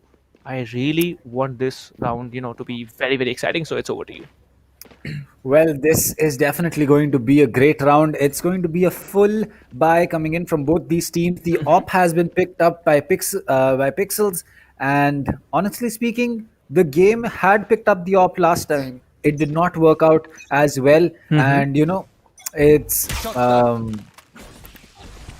just going to be a small thing whether that op is going to work or not. As the Pixels is going to spot the Killjoy, but a good jump bait as a Hunter's Fury is going to be coming out. Will this be wasted? Sharon did tag the Killjoy, but was unable to confirm the kill, as it looks like one player pushing in from short as well as long is going to cause the Cypher of Orange Leaf to give away his attention to the player on long, but the Cloudburst is being used. The Trapwire has been destroyed by the Jet as she came in. The Shock Darts have come out. The plant is not getting stuck just yet. A Link Recon Dart is going to prevent anyone from coming in. So will a Hot Hands being dropped, as Sai will be going in for that pre-fire through that door, but it will not matter as the spike is going to get initiated. So XTZ showing great patience in trying to get that spike down. And Sai just playing one tap, one tap. He will take some damage, but will return that favor to the Sova. The boom bot comes in, will get destroyed. The Killjoy has been activated, and this will eat up a lot of time on the side of defense, as Wimp is going to get one. It's basically game over at this point. The game is going to get one. The attacker Killjoy has been used. The last player is detained, and it goes to Harsh. As he picks up that last kill, the Reaver hands come in from the ground, and that is how XTZ is going to take the map of Haven. 13-5. I did not expect this scoreline, especially from the first two rounds where NaCly just went all guns blazing. And I don't know what happened in the middle, whether XTZ woke up or NaCly just kind of slept. But irrespective of what happened, it was a good game to watch. I said previously that both of these teams, they are gonna fight it out for the first time. They're gonna face off each other for the first time, and I believe NaCly, they really did their part when they started off. They got the initial 3 to 4 rounds, got the lead as well. But when XTC, they studied how this team functions, they immediately came back, and they came back really strong, because 13-5, you saw they were in a lead of 4-1, I believe, for team NaCly. They just scored one round after when they were in the attacking side there. But now, on the defender side there. But now, when XTZ, they studied, they did it. They got a 13-5 win on Haven yet again. So the professional team actually plays it out again on the first map on Haven. That's going to be really, coinciding there. And this was a good job and a good try by NaCly as well. Well, we are going to move into the second game, which is none other than... Which map? I forgot. I really forgot, kind of just enlighten the audience which map it is. I think it was split. I might be wrong about this, but wait, we can verify it. We can verify which map we will be going to in just a second. So, yes, so we will be making our way to Ascent, in fact, and the decider is going to be split. And,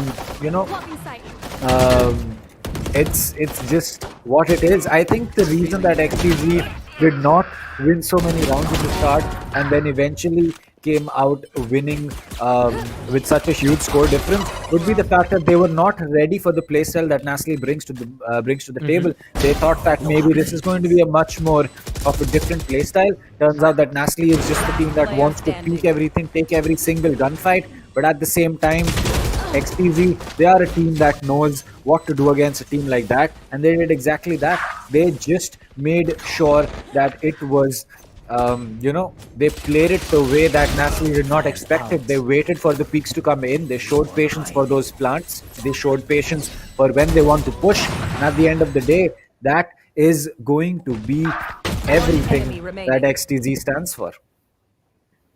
Well, that is very true. And, surprisingly, XTZ, instead of losing the rounds in the initial half, they did come out stronger. And that is it. We see the entire scorecard in front of us right now. Wimps from XTZ will be actually topping the charts there. 19 frags coming out from his end. A great job with a 101 econ rating. That's a good thing. 295, average combat score there. XTZ Harsh coming up with 17 frags of his own. Sami will be having 16, Blackhawk 12, and Sai will be having 12. I believe Sai made some insane plays with that operator as well, taking that initial frags in a number of rounds there. The game with 11 frags there. Pixels will be having 12, Sharon will be having 8, Orange Leaf 9, and ALC Thanos will be having 7. Like, it's really disappointing to watch. I had seen this player play, ALC Thanos, but yes, I believe he did not function that well. Moving on, the next match, it's going to be Ascent yet again. And what we saw from the last Ascent, I think it might be another, repetition of what we saw in the first game today in Ascent. That was against Team Global Esports versus Team White Shadow. If that happens again, the professional team is again going to move on to the semi-finals, which is going to happen tomorrow. So what do you think?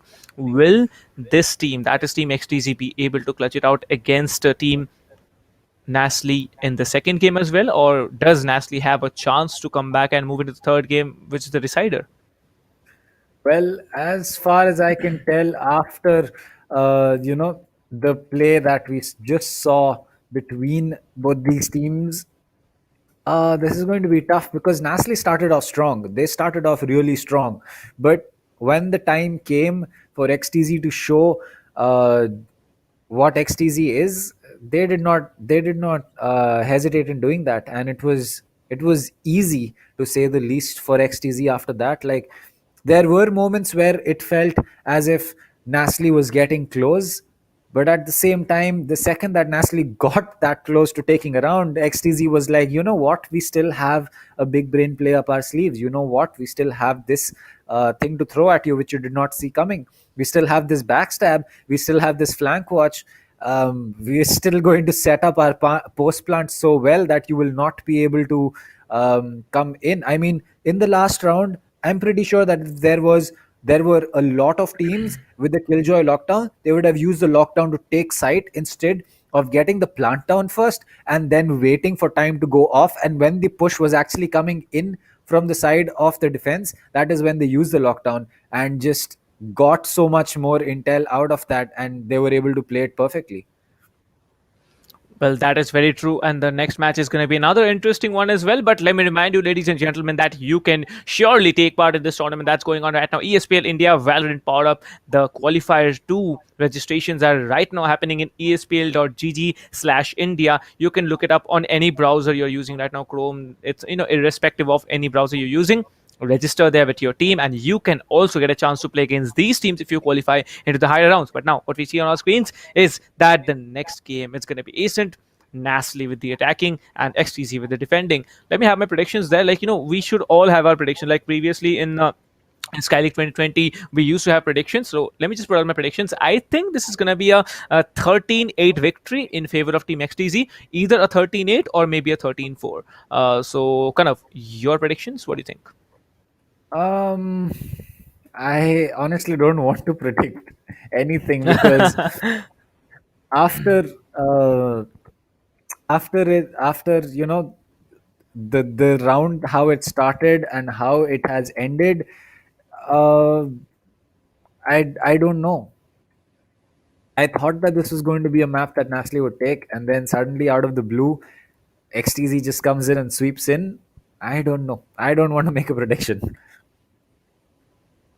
Well, to be very, very honest, well, okay. Now this is why it's NaCly. Now I was wondering, like, why will they say NaCly as salty? So it's NaCl, it's sodium chloride. Now I'm getting the hang What? of it. Why they, What?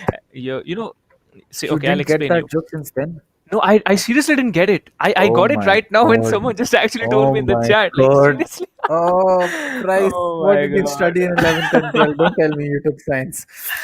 I was a science student, but I was very bad at All chemistry. So right. That's it. that brings us That's here. it. I'm ahead right now.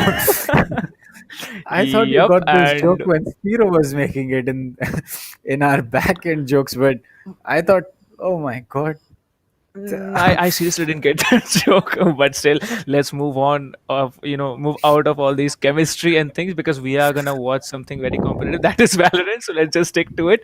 And the second game is gonna be Ascent, which is gonna be between the same two teams. That's gonna be Salty versus our dear team XTC. And it's surprising to see that Hikka is not playing. And if Hikka were playing, I think it would have been much more of a bigger scoreline if we talk about the scores that were in Haven, because Hikka's plays Haven. He has played so many matches in Haven, on stream, off stream with different competitive players. I have seen him play personally, and he's a great job. But nevertheless, Team XTC, you are doing a pretty good job when it comes to outplaying Team NaCly. Moving on. Next game, it's going to be Ascent. Predictions I've given. Kind of doesn't want to predict just because of the reason, because let's leave it out at that. But yes, we're going to expect competition, and we're going to expect a very decent and fair competition, respectful. Definitely, all these teams, the sportsmanship coming out of both these teams is really incredible, and we would expect a top-notch performance from both the teams, irrespective of the scoreline that they put through in the end of the game. That is true. Irrespective of the scoreline, one thing that is great to see is all of these teams respecting the playstyle, respecting each other as teams and opponents. Because today you might have a player that is on your opposite team, and tomorrow that same player might be on your team playing for your side, or it could be the other way around. You might have a player on your team, you could have him on the other team some other day. But it is time for the the agent selection. I don't know why I always go in for the op, possibly because I play a game in which we call it operators, but If there's anyone who can predict that game, then yes, big brain to you. But still, nonetheless, it's going to be Harsh on the Rays, Wimp on the Cypher, Sammy on the Omen, Sai on the Jet, and Blackhawk on the Sova, while Pixels back on the Omen, Orange Leaf still on that Cypher, Sharon on that Sova, Thanos, and the game sticking to the Rays and Same Jet. picks. So it's going to be the same picks coming in from both these teams. The map is going to be Ascent. The server is going to be Mumbai. GG's for those Indian servers. Thanks, Riot. They were perfect. There's two players who have not picked up the same agents as last game. Wimps is going for a Cypher instead of a Killjoy, and Hirsch is going for a Raze instead of that Phoenix that he was playing. They were doing a pretty decent job. And compared to, I believe, Sentinels, both the Cyphers on Ascent is really they have to outdo their what's it called, one ways, their trap wires. Everything needs to be very, very precise and to the point, because this map, everyone has played it all throughout the game, because this was the first map in the game, and so everyone has pretty good knowledge about every corner, every angle that needs to be carried on. But yes, we see now how the players are stacking up. Harsh is going to be moving on in B side there. I believe Blackhawk is going to play in mid area. There's three players, I believe they're going for a push, maybe Sami, then we have Sai there. We also have our dear Wimp there holding up on A side as well, and I believe this is going to be an aggression push coming up from the defenders there. Well, yes, a defender showing aggression. This just goes back to Aya again. I saw that is going to be Sai having to make his way out, because he almost got caught out over there. He will get tagged. His position is called out. This is going to be a full A-side push as Sai is still going to get that kill. Sammy is going to get one. Sharon will get rid of Sammy with the shot dart. Thanos has spotted the Cypher as well as the Jet. He will get hit with the trap wire, and that is why those trap wires are going to be strong. Sai getting that kill. Orange Leaf getting two, but Harsh is still going to get that. Sharon has to deal with two, and he's run out of bullets in his ghost. Unfortunate. Oh boy.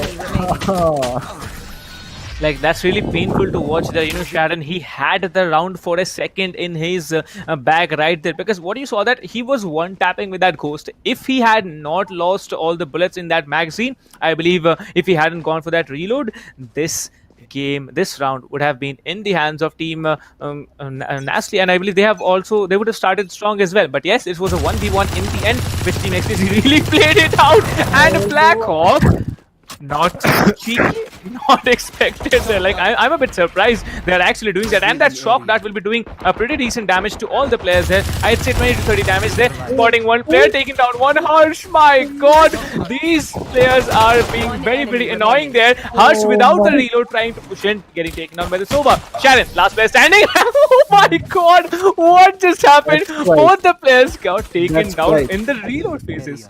That's twice. That's twice that Sharon has lost his life because he did not have bullets in his gear. I have to seriously think about one thing. Like, did these teams have a talk amongst themselves that let's do something, let's both forget our guns, let's just fire out in the open, get shot down in the reloads? Like, it's looking that way, because you saw there Harsh was taken down in that reload, and so was Sharon. And Sharon, this is the second time he did that. Moving on to the third round in this map of Decent there. You see again that wallbang coming out from Blackhawk there. Blackhawk being very cheeky, but Sai with that operator trying to catch one player off guard. Two players trying to peek off and through that smoke. That is so painful to watch, but Pixels will be trading him off. Sai getting taken on. 4 versus 4, the fight will be still remaining. Sami needs to be careful. The game has finally managed to, reach that catwalk there. Trying to go inside Kabir. There are 2 players waiting there, trying to take down, but no, Sami will be taking him down. Sharon will be trading down Sami. Only now we see Wimps will be waiting up there. This is going to be an A execute there, because there are 3 players currently in Kabir trying to go down from that catwalk. They are just rushing in, trying to be very slow and precise. Sees one and he misses. Orange Leaf. He was being very, very precise, but he has very low HP, 16 HP remaining. There's only 2 players standing right now from the defenders, and that's going to be Blackhawk with that 80s. 50 bullets in that mag, 60 in the bag, and very low HP on Sharon as well. Spike has been planted. 3 versus 2 attackers. They have the man advantage, but they are low on HP. They are very low on HP. Now Blackhawk, you can see they are both gonna have to try and breach the site at the same time, because all 3 players are having low HP. It's not that just 2 players. One of them is having 16 HP. Another may be having maybe 13 HP. And Harsh with that beautiful grenade there, taking down 1, 2. That's it. Defenders, they are ending it again. Blackhawk. Boy. This is the coordination. Yeah, this is XTZ. simply the coordination. XTZ, the XTZ. experience of I Their don't know how experience is many. their experience is clearly being shown here because Here. despite being in The a coordination, the 2v3, synergy. Yep. yeah, it's not even about that. It's about much smaller things. For example, in a 2v3, they took time to reposition themselves. They talked with each other that, should we push in from heaven and from tree, or should we just both go in from door? And at the end, they came to a decision that they had to push in through the door. They did that, and they got the trades. They knew exactly where the paint shell had to go. They knew exactly where the Sova and the Rays would peak. They saw the paranoia coming in from under heaven, and the second that came in, Blackhawk was already ready for that. And before the Omen could react, he was already ready with his crosshairs and his gun trained at him. So, perfect way of playing that clutch. And honestly speaking, XTZ is clearly showing that the experience that they have picked up playing this game for such a long time is paying off right now. Well, that is very true. And surprisingly, you see that this time Sai will be allowed to actually move up on B main, maybe trying to go up in that B lobby area as well. But okay, please don't tell me Omen is gonna just stab him in the back. He does. Like seriously, man. Yep. Sai, you didn't check that corner, bro. Come on, what are you doing? But nevertheless, we see now there will be only 2 attackers and 2 defenders remaining, and those sheriffs are coming into play, my friend.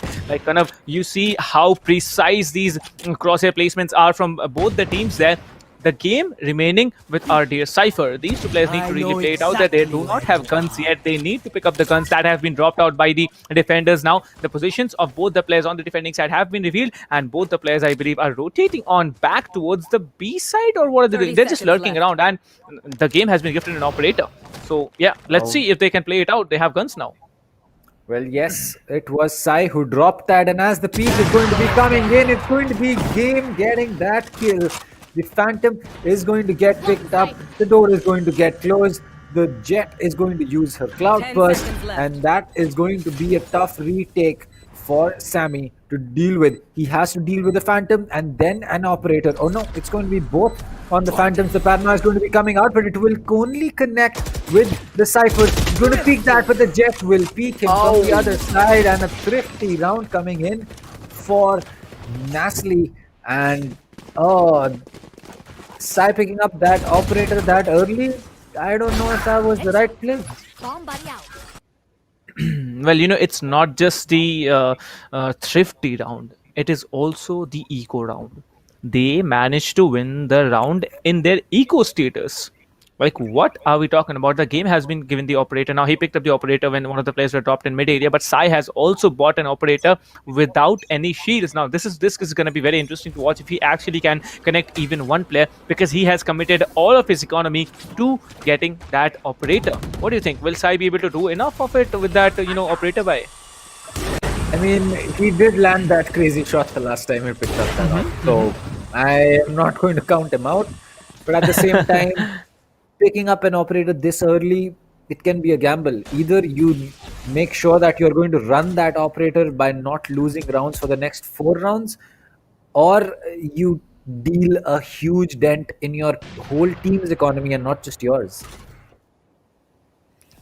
Well, that is very true. And what we see right now is that all 5 players are still alive. There has been no initial frags coming out from anyone's end. The game has actually, decided to move in back into the spawn area. There are 3 players trying to breach that tree area now. All 3 players. There's going to be the Raze, there's going to be the Sova, this is going to be the Omen as well. Recon bolt. That's a beautiful recon bolt, but there's no one actually who's gonna get recon there. Now takes down 1 pixel with that crisp aim, takes down Sami. Sami who should have seen that coming, and they successfully managed to enter A side. Now that's gonna be a head dink coming out from Wimps there. Wimps needs to get 1 more bullet connected, because the head dink with the Spectre, it's 105 in the damage count. Well, Orange Leaf, he tries to get off with that flanks. He covers those areas with those tripwires, but Sharon, he's being very calm and cautious there. He's waiting outside in tree area. He needs to get one of the frags there, and we see the Omen Pixels has moved on to Heaven instead. There's going to be only 2 defenders waiting out there, and there's going to be Harsh who's going to take down 1, 2 versus 2. Now, I don't know how they do it, but Pixels positioning actually gets everything done, and the game with that played strong. Closer 3-2, and Team NaCly, they are coming back strong in the attackers side. I believe they are going to be very, very pleased with their performance. What do you think, Lincoln? Well, that Omen teleport certainly paid off. It is very rare that we see an Omen use his From the Shadows and be able to successfully teleport to the location and then get the flank off, because usually it's a very risky move. You usually end up getting spotted as you spawn in, and most of the times it can just be for the sake of for getting intel. But here, Pixels, he made it work, and yeah, that was a good thing. Well, indeed, and now Sami, we can see he is on an eco right now. He has a classic in his hand and he's trying to hold up the tree all on his own. Matt Sai, man, the eco rounds really, these players really need to understand that eco rounds are not supposed to be the rounds that you actually play out. And Sai, he goes up in front, uses that classic, one taps to the head with that burst fire, and it's it. Sami, he's being very cautious right now. He's waiting up there. Now we can see the race coming out from the attacker side, trying to breach that area. All three players are walking down. Pixels made the initial flag on side right now. He's spamming up with that, but he has a gun right now. The Iron Phantom has moved into his hands. Sharon will be trying to reveal any of the players that are holding up into area right now. The Cypher will be holding up there. Sharon, he needs to get one player, but no. AFC Thanos will be taking down Wims, and Sami will be taking down Sharon as well. There's going to be a 3v3 fight yet again. Every time the trades are coming beautifully, and there's going to be Sami taking down the flanks as well. So there's only going to be two players from the attacker side remaining. Harsh is still holding out on spawn. You see that he misses the shot. Harsh has to be very, very precise right now. Thanos breaks down the door, tries to creep up on that both side. Oh, and that crisp aim. Pixels has been taken down, but Harsh will be traded down by Thanos. So there's only one player standing. That's going to be Thanos, left all alive and all alone. The pain shell gets dropped out immediately, trying to connect something, and I believe a little bit of connection has been done onto the Sova as well. The Sova still has that recon bolt. Now this is a very there's a very small amount of time that you need that recon bolt to be recharged and back into that quiver there. But yes, Sami coming back yet again with that 3k and that round. I don't know how Omens actually do it, but Omens, they have a pretty decent play style coming out from their angles. And what I believe, Omens, we all know that it's not a duelist, but the Omens, they have those skills, they have those brain games, and they do it over and over again. So coming up with the diffuse Blackhawk, it was half diffused. They will be diffusing the spike. Another round with the defenders, thrifty in favors of the defenders. Team XTZ with the lead of 2-point scoreline at 4-2. Well, it is just the fact that as an Omen, you are very, very flexible. You want to smoke for yourself, you can. You want to flash for yourself, you can. You want to get yourself out of sticky situation, you can teleport. Not to mention that your ultimate is going to allow you to go to any place in the map to create a distraction, to create a flank, to get yourself out of a situation. You can always rely on an Omen. So it does have a very high skill gap. Smoking with an Omen is not going to be easy, but at the same time, if you do master that technique, then it does it makes it a big thing about helping your team out in the long run. As Sai, he will miss a shot with the op, not sure whether he spotted a player or not. As Harsh, he will be playing this very aggressive as well. He is playing towards the R. So Sharon is going to drone out tree and catwalk just to make sure that that area is clear. They will spot Sami though. Will he get tagged with the firebolt? No, that is not going to be the case. As a counter smoke comes in, there is an op on the side of the other jet too. So the game as well as Sai are going to be having big responsibilities on their shoulders to get these kills. Oh my god. Oh, Sai missed twice. Sai missed twice. The top start comes in. Sami will get taken out. Sharon gets one. Sai finally connects. Blackhawk is going to connect. It's all down to the game. And he will get rid of Sai, but Blackhawk is going to fall. The op will get picked up. Yep, there you go. The op has been picked up. Well, I believe there were two operators, and right now I see only one operator has been picked up. That's going to be with Sai, and it has been given to him as well. It's going to be, and it was picked up by a different player. What are we saying? That Sai was using an Elder Flame operator. He has been given a Reaver one right now. Doesn't make the difference. Equal damage and equal, rate of fire. Whatever be the skin. But right now, what we are seeing is a 3-point lead coming out for Team XTZ. Team XTZ, they have started off strong on the attacker side, but the defender side. But this map is going to be a very hard one to beat if we are talking about all that information. And we see that one player has been tagged up there. He can actually use the Hunter's Fury, but he does not. Blackhawk is being very, very cautious there. Tries to get all that information he can with that Owl drone. And I believe the Owls did a pretty decent job, taking up one of the players. But now, Harsh, it's just time game for him.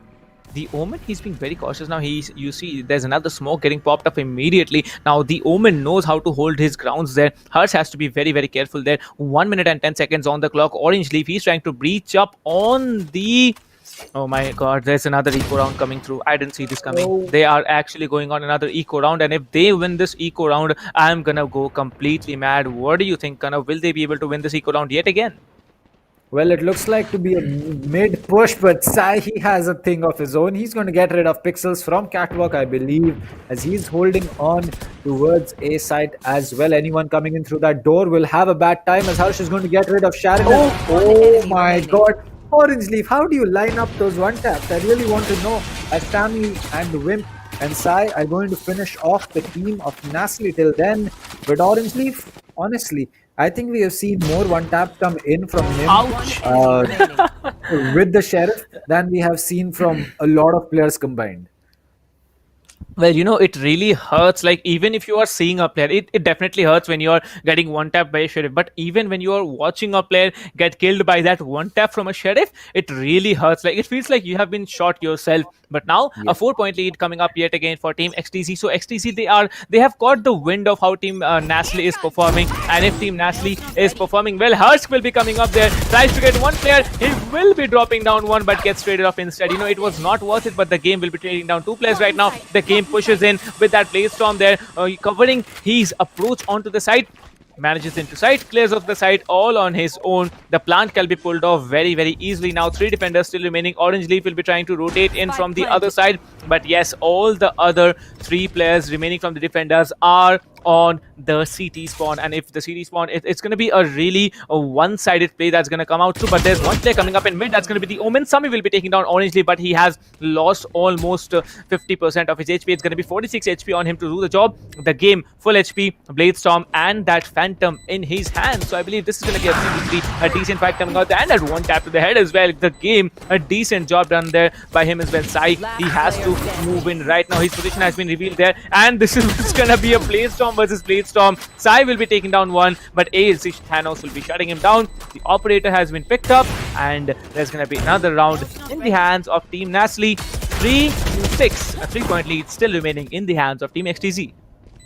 Well, the game getting those 2 kills right out of the bat were definitely things that were important, because they were what opened up B-side completely for NaCly to go in and retake it. And by the time XTZ realized that, we would be able to rotate and hold map control, it was already too late. It was already time for the spike to get initiated, and that is exactly what NaCly did. So a good start from them, but at the same time, it is still 3 rounds before they can tell us whether this will be a 9-3, an 8-4, or a 7-5, or a 6-6. And as far as I know, XTZ, they'll be aiming for that 9-3. That is true indeed, but right now you see Sai, he's going to be peeking off on high mid, and this area is one area you should not peek off when there is Sai holding it. Well, yes, smoke's going to come through, but Sharon, I think he had spotted a glimpse of him, and he just needed to spam that area. He did, but now the Hunter's Fury ability will be popped off by Blackhawk. Blackhawk taking up one player, maybe trying to take him down, but he does not. Sami will be taking down 2 players instead, Sharon and Orange Leaf. I believe that was a pretty decent Hunter's Fury coming up, revealing their positions. But the game, he has an operator in the hand, and the Pixels, he has that HP remaining on him as well. He needs to wait very patiently before he pushes off any angle, because he does not have any smoke left. Now his position has been revealed there. Sami with a 4K. What are we seeing here? Last match we saw Hellranger with an ace there, and if Sami actually moves on with that ace, it's gonna be another Omen doing the job. You see how much of a bait is coming in from that Jet there, and Wims will be coming up from behind, shutting down the Jet and denying that ace on to Sami. Well, I would have been really mad on my teammates if they had taken my ace in this manner. But yes, it all counts when you have the rounds, and this is it. 7-3. A decent lead for Team XTZ, I'd say. Well, yes, it's not going to be, a ranked game where your kill death ratio is really going to matter that much. This is going to be a comp game where, honestly, you may be sitting at 0 but doing your job for the team. Your team's winning the game, winning the rounds. It's not going to matter too much. And that is how comp is. At the end of the day, it does not matter whether you're going to be winning. Oh, Harsh is going to get rid of the Raze. As the game comes in, gets rid of Harsh.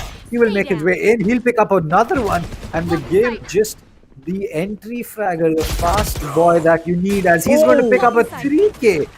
What is this man up to? He does not look like he wants to stop at all. He's going in for those wall bangs. He's going in for those fast pushes. And at the end of the day, it is now a 2v4 retake that XTZ has to pull off.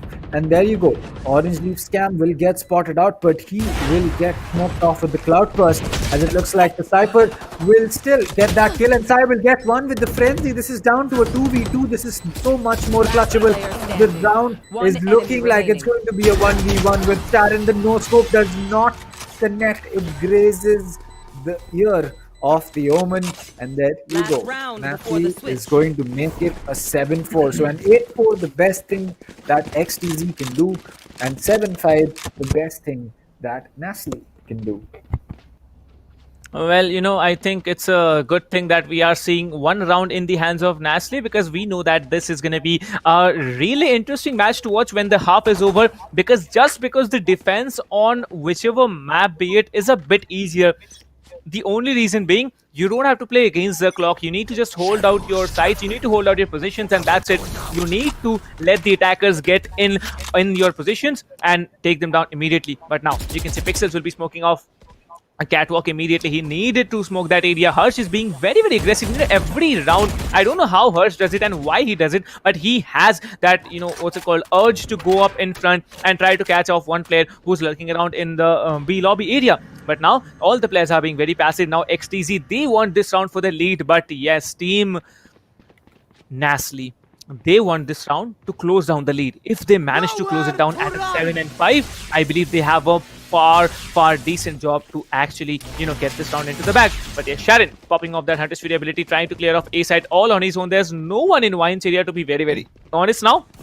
All the players are dashing in onto the A side there. Sai has that operator. He needs to defend it off all on his own. His position has been revealed there, and you can see he needs to get out of this area, and this is gonna be the right. I was a bit confused whose ultimate this was, but this was definitely the race from the attacking side. Thanos shutting down one of the players slowly who was trying to creep in from the tree area. The door has been broken, although Thanos, he needs to hold it off all on his own, but he needs to get out there. 72 HP still remaining. The Cypher is going to be holding up on top of Heaven there. Heaven's player has been down. Sai has been taken down. Harsh has been taken down. It's all down to Blackhawk right now to pull off a 1v4 and then also that clutch. But no, as I said, Team NaCly, they needed this round to win the game, maybe in the later half of the game. But yes, they have done it. They have closed down the lead to just 2 points. And on the defender side, I am pretty confident NaCly is going to come back strong. And the scoreline, as predicted by one of the members who are watching the stream right now, it may be a 13-10 victory in favor of Team NaCly. What do you think, Kanav?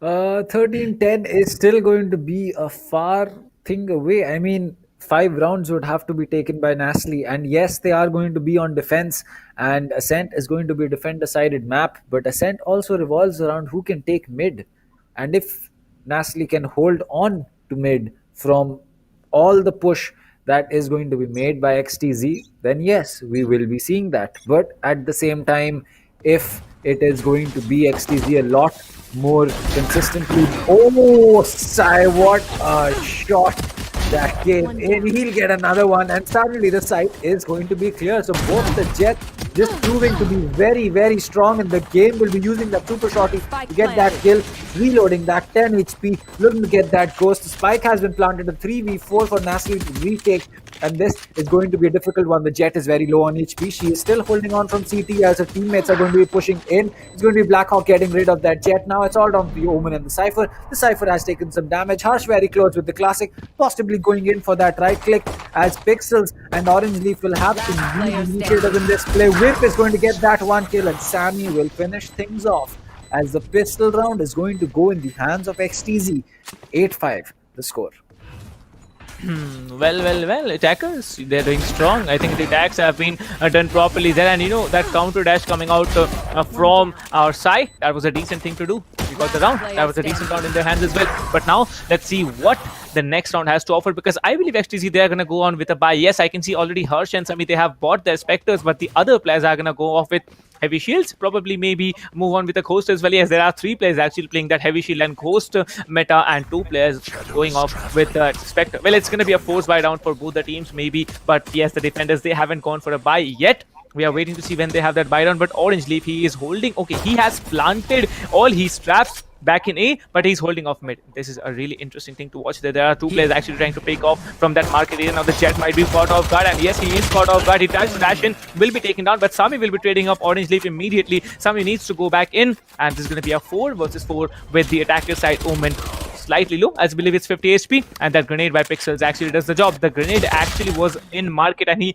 teleported in market, and that was it. The job was done there. Harsh with another pain shield trying to clear out that area slowly and slowly. Bad shotgun did really hurt him. There's one player in deep side. The game is waiting up inside. That his information has been given out there. That burst fire was a great thing, but Harsh with that pretty good 4K, I'd say, did a decent job there. 9 and 5. The lead is increasing for Team XTZ, and if this goes on, I believe XTZ, they're gonna have a pretty good domination win. What do you think, Kanav? I mean, it just feels that XTZ is.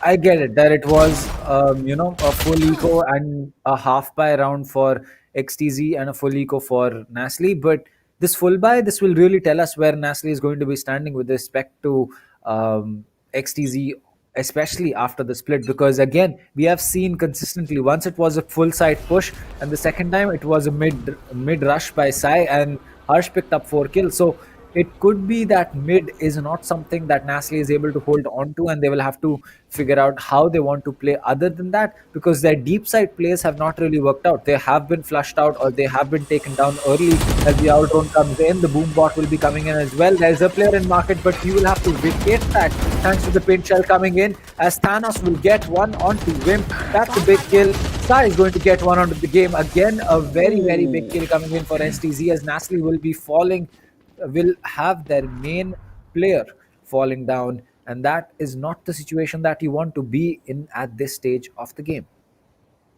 Well, I don't think it's the main play, because Pixels has also done a pretty good job when it comes to getting those frags and also those rounds. But I see Pixels will be still waiting up in tree area. There's going to be a mid walk coming in, and the Raze is also low by 50 HP. So if the Raze is even connected one bullet, he's going to get taken down. But that's a beautiful trade coming out there from both angles. I will be keeping Harsh has been taken down, and Sami will be doing the job. He has successfully moved into the side. He can plant the spike now. But where is the Soba? Okay, the Soba has also landed on side. So this is usually 2 players holding off the side. 33 HP on one, another one having full HP with that full shield. I believe he can actually, Blackhawk can make that play happen. There's one player CT, one player still holding up in B main. Both these players will try to enter the site.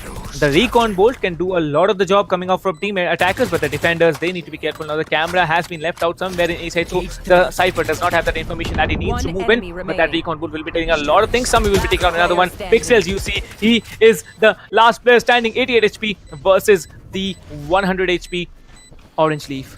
1v1. Well, one taps. That's it. Blackhawk. Oh boy, that was so close. Blackhawk. Oh, if the Cypher had just paid a little more attention, he might have been able to prevent, this situation from happening. But nonetheless, a very, very good effort coming in from Orange Leaf. Just peeked the wrong side of both docks, and that is just timing. That is just unfortunate.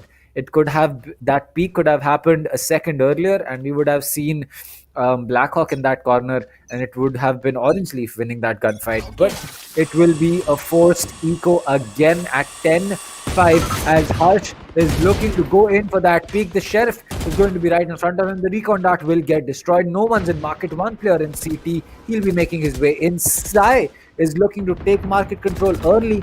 Pixel's very low on HP, but he is on catwalk. He might just be able to catch the players off guard, but no, misses his first shot as Sami connects onto Pixels, and now Sai is going to get rid of Thanos. And now a 3v5, make that a 5v2 in fact, as Sami is going to pick up Cheryl as well. The game will be picking up a uniform. Orange Leaf will be picking up an orb, as NaCly This is tough. This is probably going to be an 11-5 at this point, and from there, it's going to get very, very difficult for them to come back.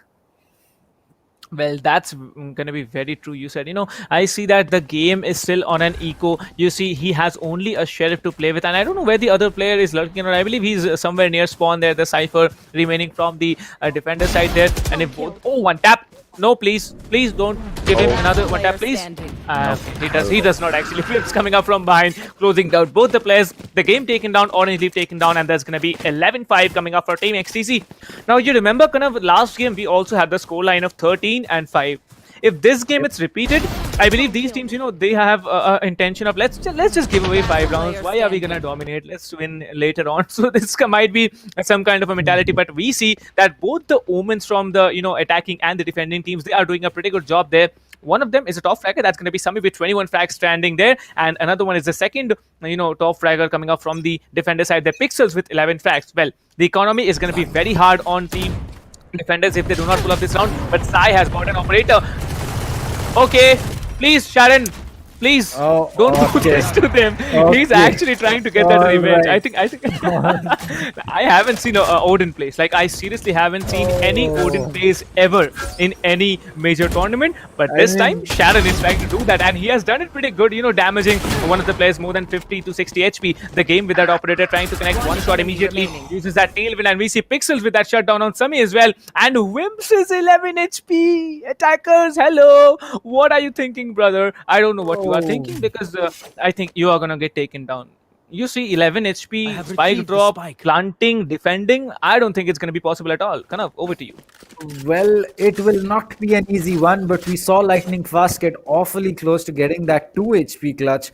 So an 11 HP clutch, again, it is a single bullet still, but is it possible? No.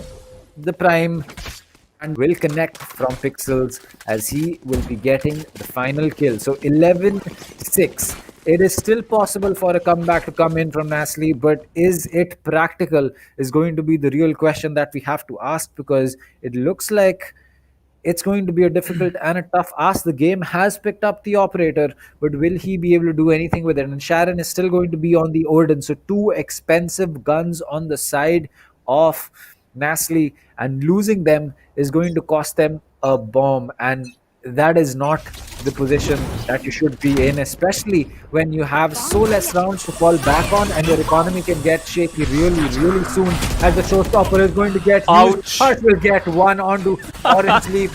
The Spain Shell has been dropped. Spike should get initiated any second now. Pixels will get one onto Wimp. Sami will get that trade. The Stormblades come out. It's going to be all 3 players going in, but Sai is going to shut that Odin up and be like, you know what, wait for a minute, let me show you how the boss does it.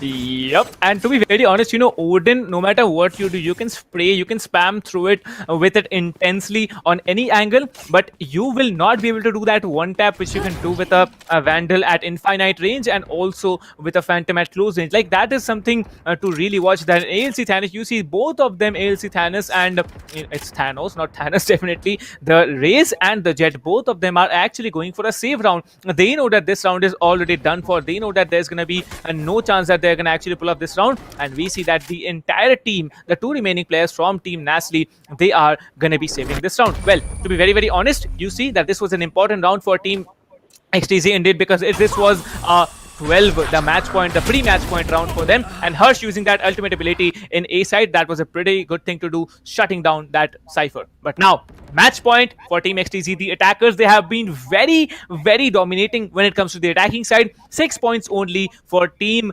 NaCly, and I believe if this round, it might just get into the hands of our dear defenders, but it's going to be very, very close. Well, the game has the operator also in his hand. He does not have a shield, surprisingly. I believe he actually bought a weapon for maybe one of his teammates, but this round it's going to be match point for Team XTZ. What do you think, Kanav? XTZ, or it's going to be some other team? Team NaCly actually winning it. I think it's XTZ, because you see that aggression. Oh my god! True, and there you go. Thanos is just going to go. Oh my god! In.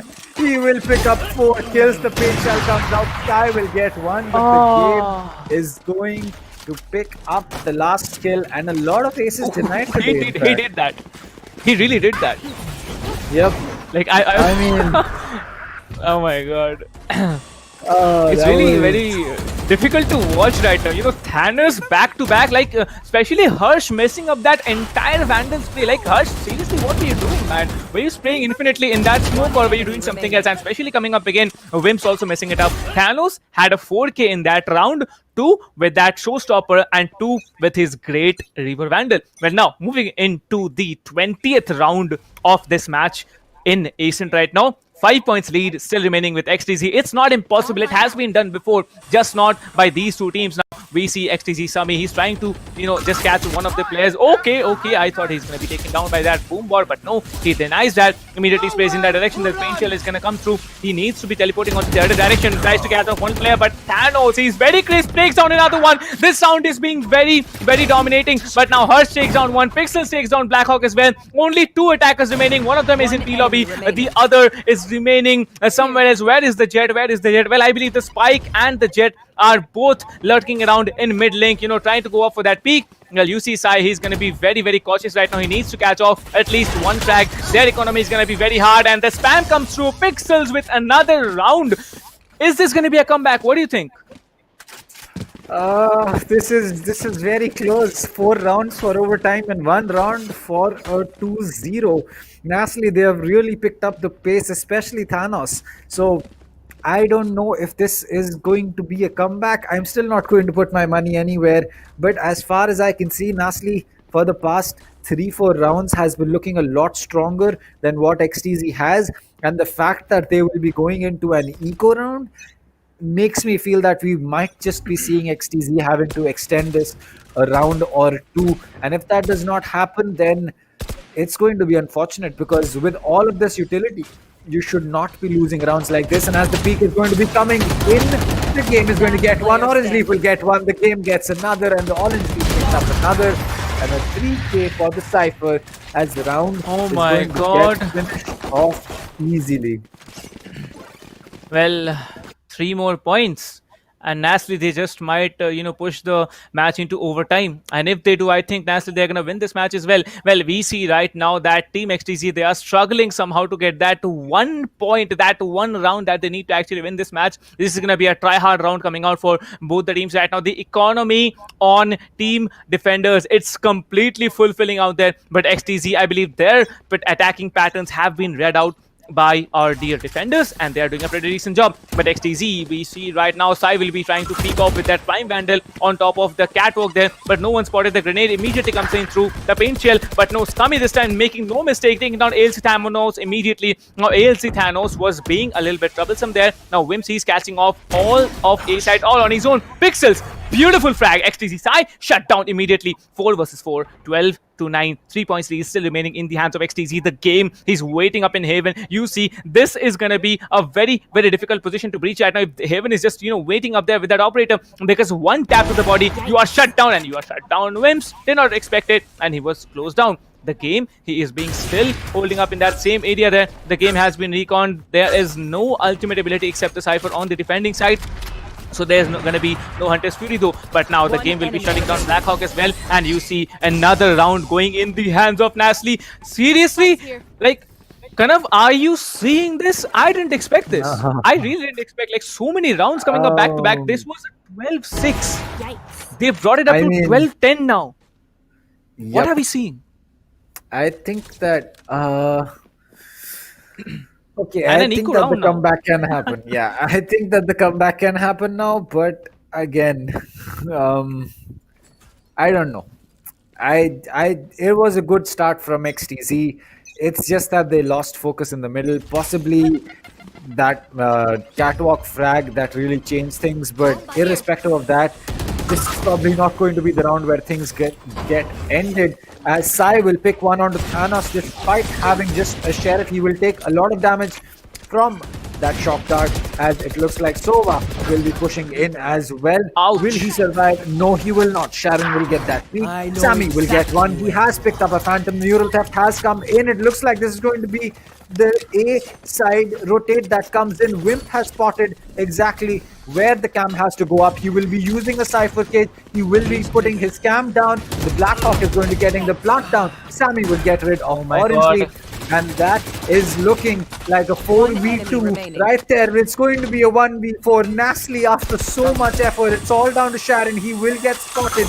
They know where his position is. The boombox will come in. It will take a lot of damage. The paint shell is going to get followed up. Sammy will come in. He'll get taken out. 14 HP. It's all down to this Sova. He does have the time. Does he have the opportunity to get this plant successfully defended? It's going to be the real question. It looks like no. The second he peeks this, he is going to be in the line of sight of 3 players. He spots one Oh my head, but God. it does not Attackers matter win. because Hush is going to be getting that kill, and that is exactly what. Oh my God. Well, at least Priyansh Pathak's prediction is true. It was initially XTZ, and then it was a comeback and 13-10. It was a perfect prediction coming in from you, Priyansh. That's pretty good. That's good. That's good job. Well, I don't remember who it was, whether it was Priyansh or someone else who It actually was said Priyansh. that team. Yeah, I see that it was Priyansh in favor of Team XTC, but there was someone who also said that NaCly will come back and It was they will come Priyansh. back. It was Priyansh who said It was that. Priyansh. So seriously, Priyansh, you switch Yeah. sides so easily? Are you kidding me right now? But nevertheless, both the teams really had a tough time, working out through this match there, because both the teams, they had a try-hard performance. But now 13-10. This team really tried hard. NaCly, they might not have won the match, but they did win the hearts of a lot of audience that we are witnessing right now. Guys, we are at a 200 and 200 plus concurrent watching right now. We are at 437 likes. So if you haven't yet liked the stream, do leave a like. Let's make the like goal at 500 before we end the stream this evening. Till then, I'd like to say, what a match this was. What a duel of these two teams it was. Like, it was I completely agree. madness, over and over again. Every team that these insane one taps, they actually give me pain in my own head. Like, seriously, is someone tapping my own head like that? And you see, every time someone pops off the ultimate, there will be one player to shut him down, whoever be it. And this is it. There were insane plays by Sami. There were insane plays by the game. There were insane plays by Sai as well. And ALC Thanos, this guy, once upon a time, who wasn't even fragging, he did a pretty good job when the scoreline was at 12-6, bringing it up to 12-10. And that was it. Total gameplay of these both teams, counted together. That was a good job. Well, anything else to add, Karan? Because I think we have summarized the match in a pretty detailed manner, I guess. I mean, I'd just say that. I'd just say that it was such a great game coming in from NaCly. They showed us what One new teams enemy coming into remaining. the scene in Valorant can do. It just shows us that all of these tournaments that we hold in such high regard, all these tournaments that we have are basically just bringing in new talent. And what new talent is going to be doing to the scene is that despite NaCly being basically a team of players that I personally, despite having casted so many tournaments, has not seen, they were still able to give XTZ a run for their money. If not on Haven, at least for the map on enemy Ascent. remaining. And it just shows that new talent coming in is going to force these teams at the top to play better and better. And that is exactly what happened today. It was such a close game on Ascent. It just did not go the way that NaCly would have predicted. Well, I think, to be honest, Team NaCly, they did a very, very good job. Like, to be very honest, I didn't expect it out of such an underdog team actually playing it out, and they did a damn decent job, I'd say. And especially those insane plays coming out, that was completely off the charts there. But yes, the best part of this evening was that after being downed and out at 10-5, they brought the match. I think it was 12-6 if I'm not mistaken. They brought it at 12-10 in that match point round, which was in the favor of Team XTC. So that's hats off to these guys. They did play really well, but XTC, through their sheer coordination and that experience that they have gained playing all those multiple tournaments, they have done a very, very good job. Well, yes, and this match was in their hands as well. And this was the last round that we saw there, Sai going out with that double, triple frags there and winning those match. And you see that again, how Sai just glided up into the air, used that tailwind, breaching on B side there slowly and slowly. And this was the moment that actually I was confused that what was Hirsch doing. And you see there 4K coming up from the ALC Thanos. Great job done there. One enemy remaining. Well, that is true. That was certainly a very exciting game. We saw a lot of, amazing plays that came in from these players. We saw some amazing shots. We saw Thanos get a double with the showstopper, and that is definitely going to be a good day for you. But at the end of the day, it's still a better day for everyone who is in relation with Team XTZ. He just had they just had the experience to drive it back home. They just had the experience to be like, despite the unpredictable play style that NaCly brought to the table, it was just XTZ's, and I'm guessing it was a big deal to do with IGLing on the side of XTZ as well, because it looked like in Haven, at least it looked like it was going to be a whitewash from NaCly. But turns out XTZ slowly and steadily were able to figure out what NaCly does, what they like to push, how they like to hold, how they like to peak. And at the end of the day, it was them who were able to overcome this juggernaut that NaCly is with experience. Sometimes you do not need a gun to shoot, sometimes you just need a brain to think with. And today it was XTZ who used all of their brains with those big brain plays to get that win. Well, yes, and now we have the scores in front of our screens right now. 13-10 victory in Ascent for Team XTZ Esports versus Team NaCly, also known as Team Salty. And moving on, XTZ Sami with the MVP of the match, 26 frags in his favor, being that controller. That's a pretty good job. First Bloods 3, 1 plants, 0 defuses. Moving on, ALC Thanos, also a very decent job. Team MVP for Team NaCly, definitely 17 kills for them. XTZ Sai, he's going to have 20 frags and still be a little bit below Thanos just because of that average combat score. Pixels with 19 frags. Hirsch will be having 19 frags as well. The game having 19 frags as well. Sharon, 12 frags for himself. Orange Leaf with 10. Wimps and Blackhawk will be having 9 and 9 frags each. You can see how distributed the kills of XTZ is. Like, one of the players is on 26, the other player is sitting down at 9 and 9. Two players are sitting down at 9 frags, and still they managed to win this round. There were dominating performances from Sami, Sai, and Hirsch, but although being Initiator and Sentinel, Wims and Blackhawk, they did a pretty decent job, especially Blackhawk on the defending side, like wall banging the people completely madly through that, B wall at the B main area. But still, in the end, it all was down to the last round that we saw, 13-10. That was it. XTZ Esports with the victory, and they have a clean and clear way into the semifinals, which is going to be tomorrow? Yep, it's going to be tomorrow. Well, talking about everything right now, qualifiers 2. The registrations are still on, ladies and gentlemen. If you do want to play this tournament, that is the ESPL India presents, ESPL India presents Valorant PowerUp qualifiers 2. You can straight away head on to espl.gg/India, press enter, and you will be getting everything on your computer screen, on your mobile screen, wherever you want to visit. And you can also participate along with your team. Make sure it's going to be a 5-man roster minimum, so be sure you have 5 people to in your team, including yourself, to play the tournament. Well, the registrations are going to close on 12th of January, so be fast, be quick, because we have only 256 limited slots there. And if you still haven't registered, please do it as soon as possible. So kind of great day, I guess. Interesting matches, interesting score lines, and very insane plays, I might add as well. Well, amazing plays, amazing score lines, amazing games, and an amazing time, in fact, as actually we have a small surprise for our viewers tomorrow, because Oh, tomorrow yeah. the games are going to be starting at 12 in the noon. So it's going to be 12 p.m. where we will be starting off with the games, and the action will continue late into the night, because tomorrow we do not have one best of three, we do not have two best of threes, we have three best of threes, because we'll be having the semis, semi 1, semi 2, and then the finals for the qualifiers 1. And that is, it's going to be a great day tomorrow. It's going to be a long day. It'll be a long day for us. It'll be a long day for the players. It'll be a long day for the viewers. But at the end of the day, there will still be a lot of Valorant action. And that is what we love to see, right?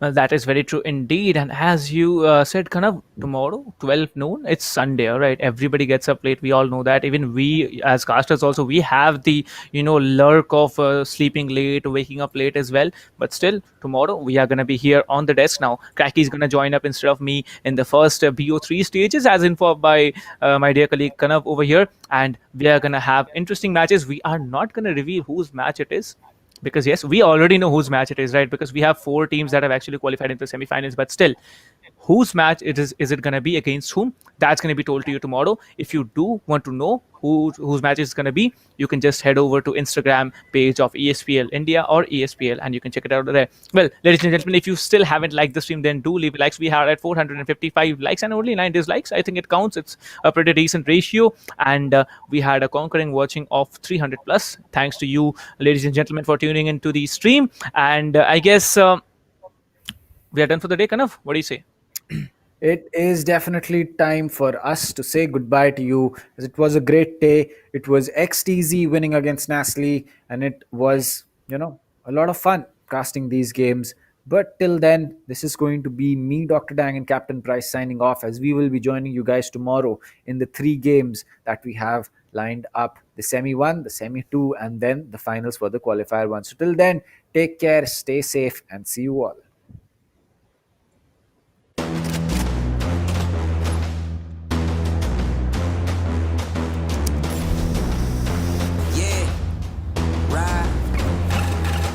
Nothing to say, oh God, nothing to say. I ain't have words, I erupted in thunder and rain. If you're mad strong, then why call me running away? It's just a game, but nobody coming to play. I bless. Rise up though, rise up though. All my people, where you at? Rise up though. Let's go, yeah, let's go. Let's up one time, go get it. It's yours, let's shine, come on. Yeah, let's go, raise up, that's right. Ride with it, it's yours, let's shine, come on. With each day we wake up, we get stronger and stronger. It's our time now, yeah. Cause we warriors. Cause we warriors. Yeah, let's go, let's up one time, go get it. It's yours, let's shine, come on. Cause we warriors. Yeah, we warriors.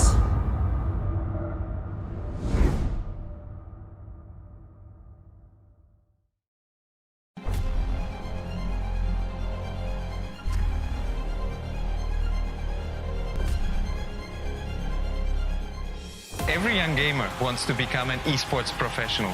We make it happen. You just keep on winning.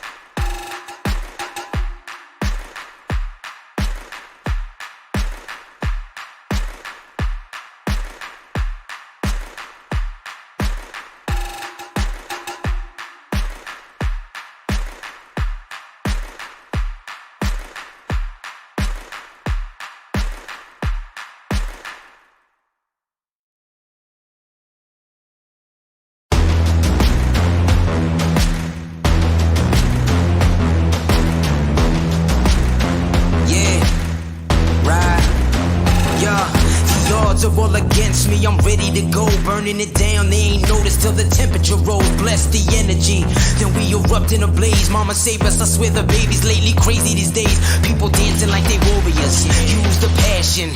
I got my head in the clouds, intergalactic. I'm on a venomous prowl, ready to snatch it. Are you prepared for it? Then let it happen. Rise up though, rise up though. All my people, where you at? Rise up though. Yeah, let's go, let's up one time, go get it. It's yours, let's shine, come on. Yeah, let's go, raise up, that's right. Run with it, it's yours, let's shine, come on. Yeah, cause we warriors. Yeah, cause we warriors. Yeah, let's go, let's up one time, go get it. It's yours, let's shine, come on.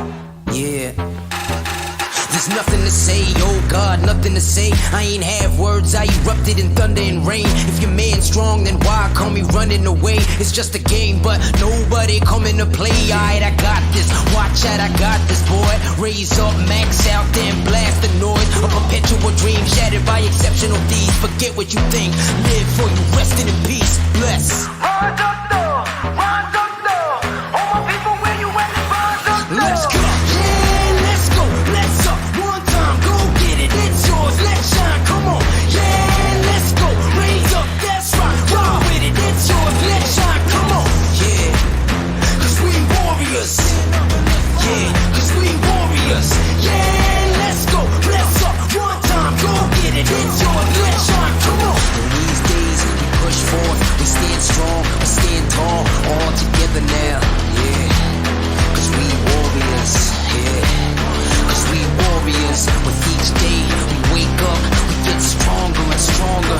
It's our time now. Yeah, cause we warriors. Cause we warriors. Yeah, let's go, let's up, one time, go get it, it's yours, let's shine, come on.